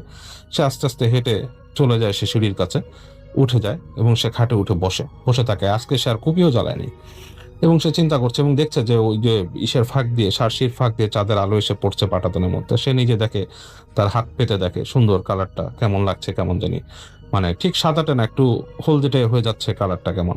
তো দেখে খুব মজা পায় সে। তো বসে থাকে কিছুক্ষণ, বসে বসে কি চিন্তা করতে করতে একসময় মনে হয় তার তন্দ্রা এসে যায়। আসলে এমন একটা রুমের মধ্যে সে বসে আছে যে বেশ বদ্ধ ওয়েদার এবং বেশ ঠান্ডা ঠান্ডা, এবং তার তন্দ্রা এসে যায় এবং সে করে কি ওই খাটের মধ্যে শুয়ে পড়ে, এবং শুয়ে পড়ে একসময় তন্দ্রা এসে যায় তার। তো যখন এই তন্দ্রা আসে তার তো তখন আর এই খেয়াল নাই, বাট তার একটা সময় না ফট করে ঘুম ভাঙে, এবং যখন ঘুমটা ভাঙে তখন সে দেখতে পায়, চোখ খুলে সেই দেখে, পট করে তাকিয়ে দেখে আবছা অন্ধকার। ফার্স্টে সে কিছু বুঝতে পারে না সে কোথায় ঘুমায় আছে, তার ফার্স্টে কোনো চিন্তা হয় না, সে বুঝতে পারে না কোথায় আছে সে, তার রুমে বা অন্য কোথাও। এরকম কেমন একটা খেয়াল থাকে, মনে হয় শহরের সেই রুম বা এরকম কিছু, কিন্তু এত অন্ধকার কেন। হঠাৎ করে তার খেয়াল হয় যে না, সে তো আসলে অন্য কোথাও শুয়ে আছে। তখন সে খেয়াল করে দেখে হালকা আলো আসছে, এবং সেই চাঁদের আলোটা কমে গেছে, আলো আধারিটা একটু গাঢ় হয়ে গেছে এখানে, এবং সে খেয়াল করে কোন একজন মানুষের প্রেজেন্স আছে তার সামনে। আর তিনি একবার ভাবে সে যে এটা কি আমার মা আসছে এখানে নাকি।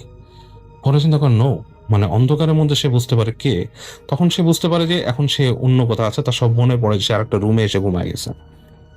তো সে ভালো মতন একটু ছাওয়ার করে দেখার চেষ্টা করে, তার মনে হয় যে সে একটা পালঙে শুয়ে আছে, এবং সে বুঝতে পারে যে আমি তো এই পালংটা উঠছি, এবং সে বুঝে যে পালংটার যে মাথার কাছে যে বোর্ডটা, মাথার কাছে যে জায়গাটা, সেই জায়গাটাতে কেউ একজন বসে আছে, বোর্ডের উপরে বসে আছে, এবং দুটো পা নাচাচ্ছে, এবং পাটা যে নাচাচ্ছে পায়ের মধ্যে নুপুর আছে, ছিং ছিং করে শব্দ হচ্ছে। এবং শামসের কিন্তু একটু অস্বস্তিতে পড়ে যায়, এত রাতের বেলা কিভাবে। তখন উপর তাকে ওখান থেকে বলে যে ওই যে এখানে বসে আছে সেখান থেকে একটা কণ্ঠ শুনে সে, মেয়েলি কণ্ঠ, তুমি এখানে কি করছো। এবং শামশেরের পুরো শরীরটা কেমন লেগে ওঠে, কারণ সে কিন্তু জানে যে এখানে কেউ থাকার কথা না, একটা মেয়েলি কণ্ঠ কে কথা বলবে। তো সে কোনো উত্তর দেয় না, চুপ করে আছে। তো মেয়েটা ওখান থেকে বলে যে তুমি আসো, বলে সে দেখে যে ওই মেয়েটা মনে হয় খাটের ওখান থেকে নেমে গেল আস্তে করে। তো শামশের আস্তে আস্তে করে সে নিজে উঠে বসে এবং তাকিয়ে দেখে যে কি করছে। তো দেখে যে মেয়েটা মনে হলো যে মাটির যে ফ্লোরটার উপর দিয়ে আস্তে করে হেঁটে গেল, খুব মৃদু পায়ে হেঁটে গেল, এবং গেটের কাছে গিয়ে ফিরলো, এবং সে স্পষ্ট দেখতে পারলো যে গেটটা হালকা ভিড়ানো ছিল, গেটের সামনে কেউ দাঁড়িয়ে থাকলে যে একটা মানুষ সেটা সে স্পষ্ট বুঝতে পারলো, এবং এটা যে একটা মেয়ে সেটাও সে বুঝতে পারলো। এবং এটা দেখে সে একটু ভয় পাইছে, কাজ সে জানে যে এরকম কেউ নাই, বাট সে আরেকভাবে চিন্তা করতেছে যে এই বাড়িতে কি অন্য কেয়ারটেকারের মেয়ে বা কেউ আছে কিনা, এরকম চিন্তা করছে। তো যাই হোক, তো সে ওই মেয়েটা দেখলো যে সেই গেট দিয়ে মেয়েটা বের হয়ে গেছে, এবং শামশেরও আস্তে ধীরে ওই ঘাট থেকে নামে, এবং নেমে সে আস্তে আস্তে বেরোনোর চেষ্টা করে সেখান থেকে। এবং শামশের যখন দরজা দিয়ে বের হয়ে দেখে যে উপরে বারান্দা থেকে নিচে কেয়ারটেকারের রুমের আলো আর দেখা যাচ্ছে না, ওটা নিভে গেছে, এবং বেশ অন্ধকার। এবং সে আস্তে আস্তে আস্তে আস্তে হেঁটে হেঁটে নেমে সিঁড়ি দিয়ে নামে, দেখে কেউ নাই। এবং তখন সে চিন্তা করতে থাকে যে সে হেঁটে হেঁটে যাচ্ছে, সে হেঁটে হেঁটে ওই সিঁড়ির নিচে আসছে, এবং সে চিন্তা করতে থাকে যে আমার মা কি আমাকে খুঁজলো না, কি ব্যাপার। তো সে যখন হেঁটে যায় নিচে, যখন নাকি ওই পাশে ওই সিঁড়ির পাশ থেকে বের হয়, তখন দেখে যে তাদের যে রুমের যে যে রুমে তারা থাকে সেই রুমেও বাতি নিবানো, সেই রুমেও বাতি নেই, কোনো বাতি নেই।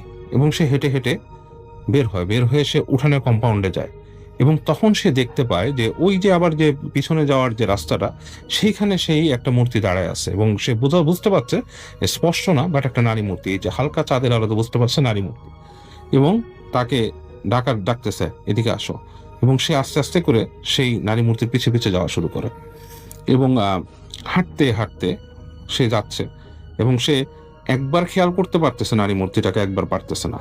এবং বেশ খানিকটা পথ, একটা ওইটা তো একটা এলি টাইপের, একটা গলি টাইপের হেঁটে যাচ্ছে, এবং সে পাশে ঝোপঝাড়গুলো, সে রাতের বেলার সেই একটা সোদা গন্ধ তার নাকে আসছে, হালকা বাতাস গায়ে লাগতেছে, এবং সেই রাতের যে ঝিঝি পোকার ডাকগুলো সে শুনতেছে। এবং সে কিন্তু এগিয়ে যাচ্ছে একটা মোহে, তার ভেতরে কিন্তু আসলে সেই সেন্সটা নাই যে আমি হেঁটে যাচ্ছি রাতের বেলা।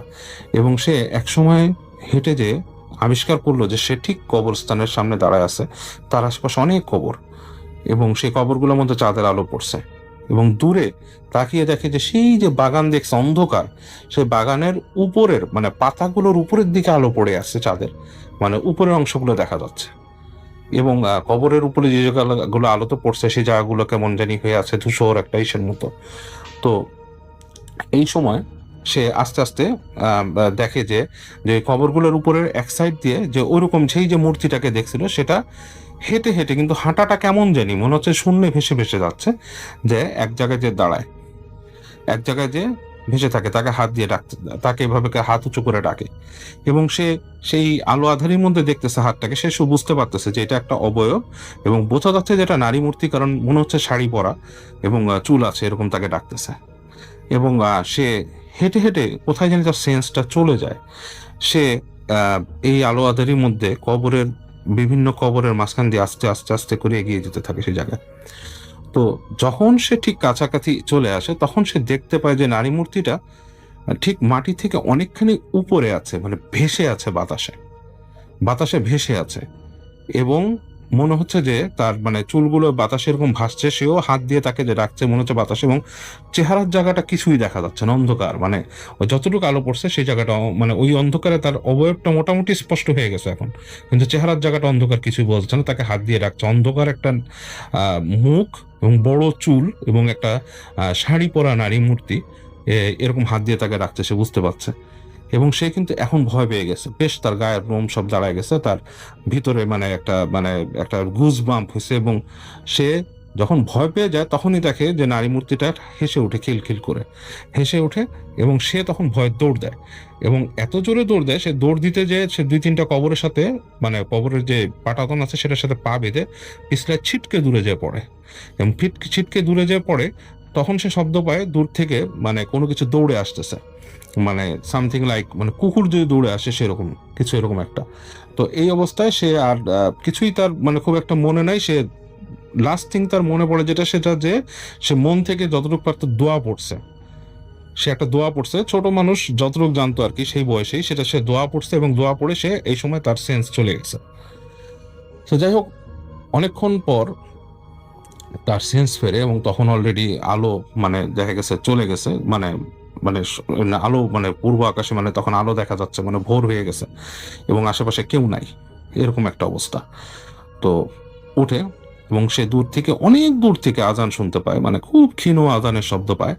এবং সে উঠে বসে সে তাকায় চারিপাশে, খুব ভীতিকর লাগে তার কাছে চারিপাশের অংশগুলা। এবং সে আস্তে ধীরে হাঁচড়ে পাচড়ে উঠে হেঁটে হেঁটে যায়, হেঁটে হেঁটে যেয়ে সে আবার সেই ফিরে সেই রুমটার মধ্যে থাকতে সেটার কাছে যায়।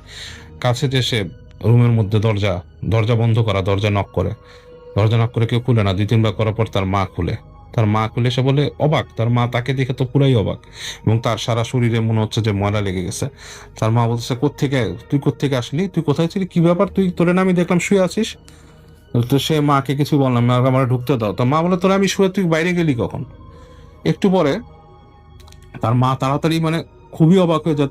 তার মা ঘরের মধ্যে তাকায়, তখন দেখে যে হালকা আলো আসতেছে রুমের ভিতরে, কিন্তু বিছানায় কেউ নাই। তো তার মা খুবই অবাক হয় এবং তাকে নিয়ে অবাক হয়ে তার বাবাকে ডেকে উঠায়। তার বাবা উঠে তাকে অনেক প্রশ্ন করে, কিন্তু সে ঠিক মতো উত্তর দেয়। সে বলে, আমাকে তোমরা একটু হতে দাও, ঠান্ডা হতে দাও, আমাকে তোমরা একটু পানি দাও। তখন তারা তাকে পানি দেয় এবং তাকে পরিচ্ছন্ন হওয়ার ব্যবস্থা করে দেয়। দেওয়ার পরে তার মা বলে যে কি হয়েছিল, তখন সে তার বাবাকে ঘটনাটা খুলে বলে যে এরকম এরকম হয়েছে, এরকম দেখছি। তো তার বাবা তো খুবই মানে অবাক হয়ে যায়, মানে কি একটা মানে অবস্থা এরকম, এটা তো কেমনে ঘটলো এরকম। আর তাকে মানে মারতে উঠে তার বাবা, যে তুই বাইরে গেছিলি কেন? আর তার মা বলে যে তুমি তো বলছো, আমি নিজে ওকে দেখছি শুয়ে আছে ওখানে, সে শুয়ে আছে, সে কখন বাইরে গেল, কখন কি করলো, মানে এটা একটা খুবই মিস্টেরিয়াস ব্যাপার। এবং তারপর তাকে পরিষ্কার করে তার মা ঝেড়ে দেয়, যেহেতু তার মা দোয়া টোয়া জানে, যতটুকু ঝেড়ে দেয় এবং করে। এবং বেশ মানে তাকে তার বাপ মা টেক কেয়ার করে, তাকে বাবা বকা দেয়, মা অনেক টেক কেয়ার করে, মা অনেক বোঝানোর চেষ্টা করে। তো এরপরে তারা যে কয়দিন ওখানে বাসায় ছিল, ওই শামশের যেটা দেখতো রাতের বেলা, সে শব্দ পেত ওইখানে, এবং মনে হইতো যে কোনো নারী মূর্তিটাকে ডাকতেছে। করতেছে, মানে ডাকতেছে এবং তাকে মানে মানে নুপুর পায়ে হাঁটতেছে বাসার ওই রুমের সামনে দিয়ে এবং শুনতো। এবং তার বাবা পরে যে খবর পায় জমিদার বাড়ি অনেক কিছু উল্টাপাল্টা দেখে, তো ওইটা কেয়ারটেকার বলে যে ওই বাড়িতে, জমিদার বাড়িতে এরকম একটা মেয়ে ছিল, যে মেয়েটা এখানে মারা গেছিল সুইসাইড করে, এবং তারও ওইখানে কবর আছে। এবং অনেকে নাকি সে মেয়েটাকে দেখতো ওইখানে। তো শামশের কিন্তু প্রায় এরকম পায়ের শব্দ পেত, দূর থেকে মনে হতো তাকে কোন মেয়ে ডাকতেছে। এবং তারা অনেক দিন ওখানে থাকে এবং এই পুরো টাইমটাই সেটা সাফার করে। এবং সে তার সবচেয়ে আজব ব্যাপার হচ্ছে তারা যেদিন ওখান থেকে চলে যাবে যেদিন, সেদিন নাকি রাতের বেলা মানে শামশেররা সব প্যাকিং করে ফেলছে, এবং রাতের বেলা শামশের শুনছে যে কোনো মেয়ে হু হু করে কাঁদতেছে। সে পুরো কান্নার শব্দ পেয়েছে এবং মানে খুব হু হু করে কাঁদতেছে, বিদারক সেই কান্না। আসলে সেই মানে কান্নাটা শুনে দেখে যে মানে ডুকরে ডুকরে কোনো মেয়ে কাঁদতেছে এবং জানালার ওই পাশে। তো এটা খুবই তার খারাপ লাগে। তার মা কিন্তু কিছু শুনতে পায় না, যেটা শুনে শামশের নিজে শুনে। এবং সে মানে সে তার মনও খারাপও হয়, আবার প্রচন্ড ভয়ও লাগে, কারণ কান্নাটার একটা ভয়ঙ্কর অর্থ ছিল। এবং ওই দিন সারা রাত নাকি ওই খুব মনে হয় যে ওখানে কেউ দৌড়াদৌড়ি করছে, জানালার সামনে আসছে, মানে সামনের যে করিডোর আছে সেখানে হাঁটাহাঁটি করছে। এবং পরদিন রাত্রে ভাবে পার হয়ে যায়। পরদিন শামশেররা ওখান থেকে প্যাক করে চলে যায় এবং তারা ফেরত আসে, শহরে ফেরত আসে যখন। তো এরপর শামশের কিন্তু যখন থাকতো শহরে, এবং সে এরকম কিছু দেখে নাই, শুনে নাই, বাট তার সাথে কিছু অতিপ্রাকৃত ব্যাপার স্যাপার ঘটতো প্রায়। এটা সে মানে তার পরিবার জানতো। এবং এই ঘটনাটা তার ভাগিনা পরে সে মানে তার এক ভাগিনা হয় ইরফান চৌধুরী, এবং সে এটা শেয়ার করলো আর কি আমার সাথে। মেইলটি পাঠিয়েছেন এমডি শহীদুল ইসলাম শহীদ। ঘটনাটি ঘটেছে আমার এক ফ্রেন্ডের দাদার সাথে। আমি তার ভাষাতেই বলছি। আমি জামাল উদ্দিন, একজন কৃষক। আর সাধারণতই একজন কৃষককে সারাদিন রাত হাল চাষ করতে হয়, তাই বাড়িতে ফিরতে রাত হয়ে যেত। আমার বাড়ি কিছুটা দূরে হওয়ায় সবসময় সূর্যের আলো থাকতে থাকতেই আমি বাড়ির উদ্দেশ্যে রওনা হতাম। কিন্তু সেদিন কাজ বেশি থাকার কারণে সন্ধ্যা হয়ে গেল। সবাই যে যার বাড়িতে চলে গেল। আমি কাজটা শেষ করে যখন রওনা হলাম তখন সূর্য ডুবে গেছে। চারিদিকে তখনও আবছা দেখা যাচ্ছে। এরই মধ্যে আমি দেখলাম একটা গরু রাস্তার পাশে দাঁড়িয়ে আছে। আমি ভাবলাম এই সন্ধ্যায় না জানি কার গরু এখানে রয়ে গেছে। আবার হাঁটতে লাগলাম। মনে হলো কেউ আমার পিছু নিয়েছে। কিছুক্ষণ হাঁটার পরে পেছনে তাকিয়ে দেখি সেই গরুটা। আমি ভাবলাম হয়তো এই সন্ধ্যায় একা থাকতে ভয় পাচ্ছে, তাই আমার পিছু নিয়েছে। তাই গরুটাকে সাথে নিয়ে হাঁটতে লাগলাম। এভাবে কিছুক্ষণ হাঁটার পরে সামনে দুটো রাস্তা পড়ল। একটা আমার বাড়ির দিকে, অন্যটা জঙ্গলের দিকে যায়। তো সামনে ঠিক দুটো রাস্তা পড়তেই তখনই গরুটা আমাকে ছেড়ে জঙ্গলের দিকে যেতে লাগলো। আমি বললাম মহা মুশকিলে, এখন কি করব? আমি দিলাম দৌড় যাতে গরুটা জঙ্গলের ভেতরে যেতে না পারে। কিন্তু গরুর সাথে কি মানুষ পারে? ঠিকই জঙ্গলের ভেতরে ঢুকে পড়ল। এবার আমিও গেলাম, কিন্তু এখন আর গরুটাকে দেখতে পারছি না। আমার ভয় করছিল। আমি গরুটাকে খুঁজছি, ডাকছি, কিন্তু গরুর কোনো সাড়া শব্দ নেই। এভাবে কিছুক্ষণ যাওয়ার পরে হঠাৎ পেছন থেকে গরুটা ডেকে উঠল। পেছনে গিয়ে গরুটাকে টানছি জঙ্গল থেকে বের করার জন্য, কিন্তু পারছি না। মনে হচ্ছে কোনো পাথরকে ক্রমশ টেনে নিয়ে যাচ্ছি আমি। বাধ্য হয়ে গরুটার গায়ে একটা থাপ্পড় দিয়ে বললাম, মরার গরু, এবার তো চল। ঠিক তখনই গরুটা আমার দিকে তাকালো এবং ভয়ে আমার হাত পা ঠান্ডা হয়ে গেল। গরুর চোখ দুটো জল জল করছে। আমি ভয়ে উল্টো দিকে দৌড় দিলাম। গরুটা আমার পেছনে পেছনে আসতে লাগলো। দৌড়তে আর না পেরে একটা গাছে উঠে পড়লাম। গরুটা নিচে তখন দাঁড়িয়ে আমার দিকে এক দৃষ্টিতে তাকিয়ে আছে। বেশ কিছুক্ষণ এভাবে থাকার পর হঠাৎ গরুটা তার মাথা দিয়ে গাছে ধাক্কা মারতে লাগলো। আমার মনে হচ্ছিল এই বুঝি গাছটাকে সহ উপড়ে ফেলবে। এমন শক্তি কোনো গরুর থাকতে পারে না। আমি প্রাণপণে সূরা দুরূদ পড়তে শুরু করলাম। একটু পর গরুটা সেখান থেকে চলে গেল। আমি এখন কি করব বুঝতে পারছি না। এদিকে অনেক রাত হয়ে গেছে। এভাবে তো আর বসে থাকা যায় না। তাই তখন মনে পড়লো আমার কাছে দুটো বিড়ি আছে। শুনেছি এসব জিনিস আগুনে ভয় পায়, তাই বিড়িটা জ্বাললাম। কিছুক্ষণ তারপরও আমি গাছে বসে থাকলাম, দেখলাম গরুটা আসে কিনা। এরপর গাছ থেকে নেমে দৌড় দিলাম। জঙ্গলটা পেরোতেই বিড়িটা প্রায় শেষ, আর একটা বিড়ি জ্বালবো, ঠিক তখনই দেখলাম ম্যাচটাও শেষ হয়ে গেছে। তাই জ্বালানো বিড়ি থেকে অন্যটা জ্বালিয়ে প্রায় দৌড়ে আসতে লাগলাম। কিছুক্ষণের ভেতর আমাদের বাড়ির রাস্তায় চলে আসলাম। তখন অনেক রাত হয়ে গেছে, তাই কারো দেখা পাওয়া সম্ভব নয়, কারণ গ্রামে সাধারণত মানুষ খুব তাড়াতাড়ি ঘুমিয়ে পড়ে। এখান থেকে বাড়িতে যেতে প্রায় 30 মিনিট সময় লাগে, তাই তাড়াতাড়ি হাঁটছি। কিছুক্ষণ হাঁটার পরে শুনতে পেলাম পেছন থেকে কেউ একজন ডাকছে। আমি তাকালাম না। দ্বিতীয়বার ডাকতেই কেন জানি না পেছনে তাকালাম। দেখলাম এক বৃদ্ধ লোক একটা গাছের নিচে দাঁড়িয়ে আছে আর আমাকে ডাকছে। বিড়িটা তখন আমার হাতে ছিল। আমি বৃদ্ধ লোকটার কাছে যেতেই লোকটি বলল তার হাঁপানি রোগ আছে, ধোঁয়া সহ্য করতে পারবে না, তাই বিড়িটা ফেলে দিতে বলল।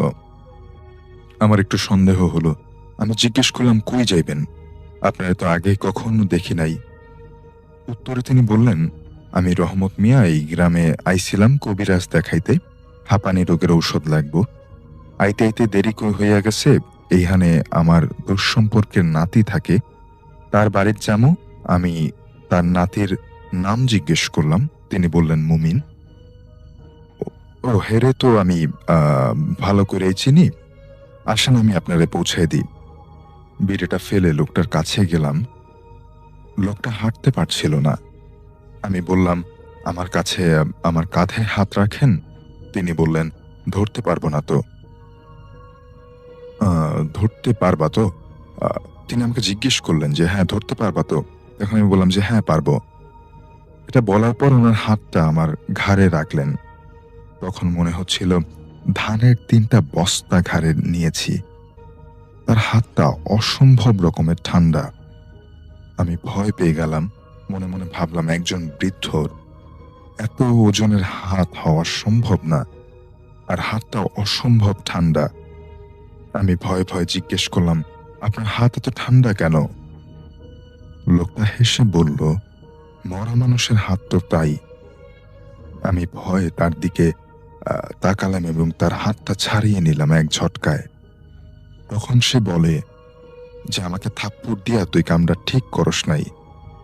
আমি কথাটা শুনে এক মুহূর্ত দেরি করলাম না। আমি বাড়ির দিকে জোরে ছুটতে লাগলাম। মনে হলো সেই ঠান্ডা হাত আমার পিঠে স্পর্শ করলো। আমি সাথে সাথে অজ্ঞান হয়ে যাই। চোখ খুলে দেখি আমি একটা মসজিদে।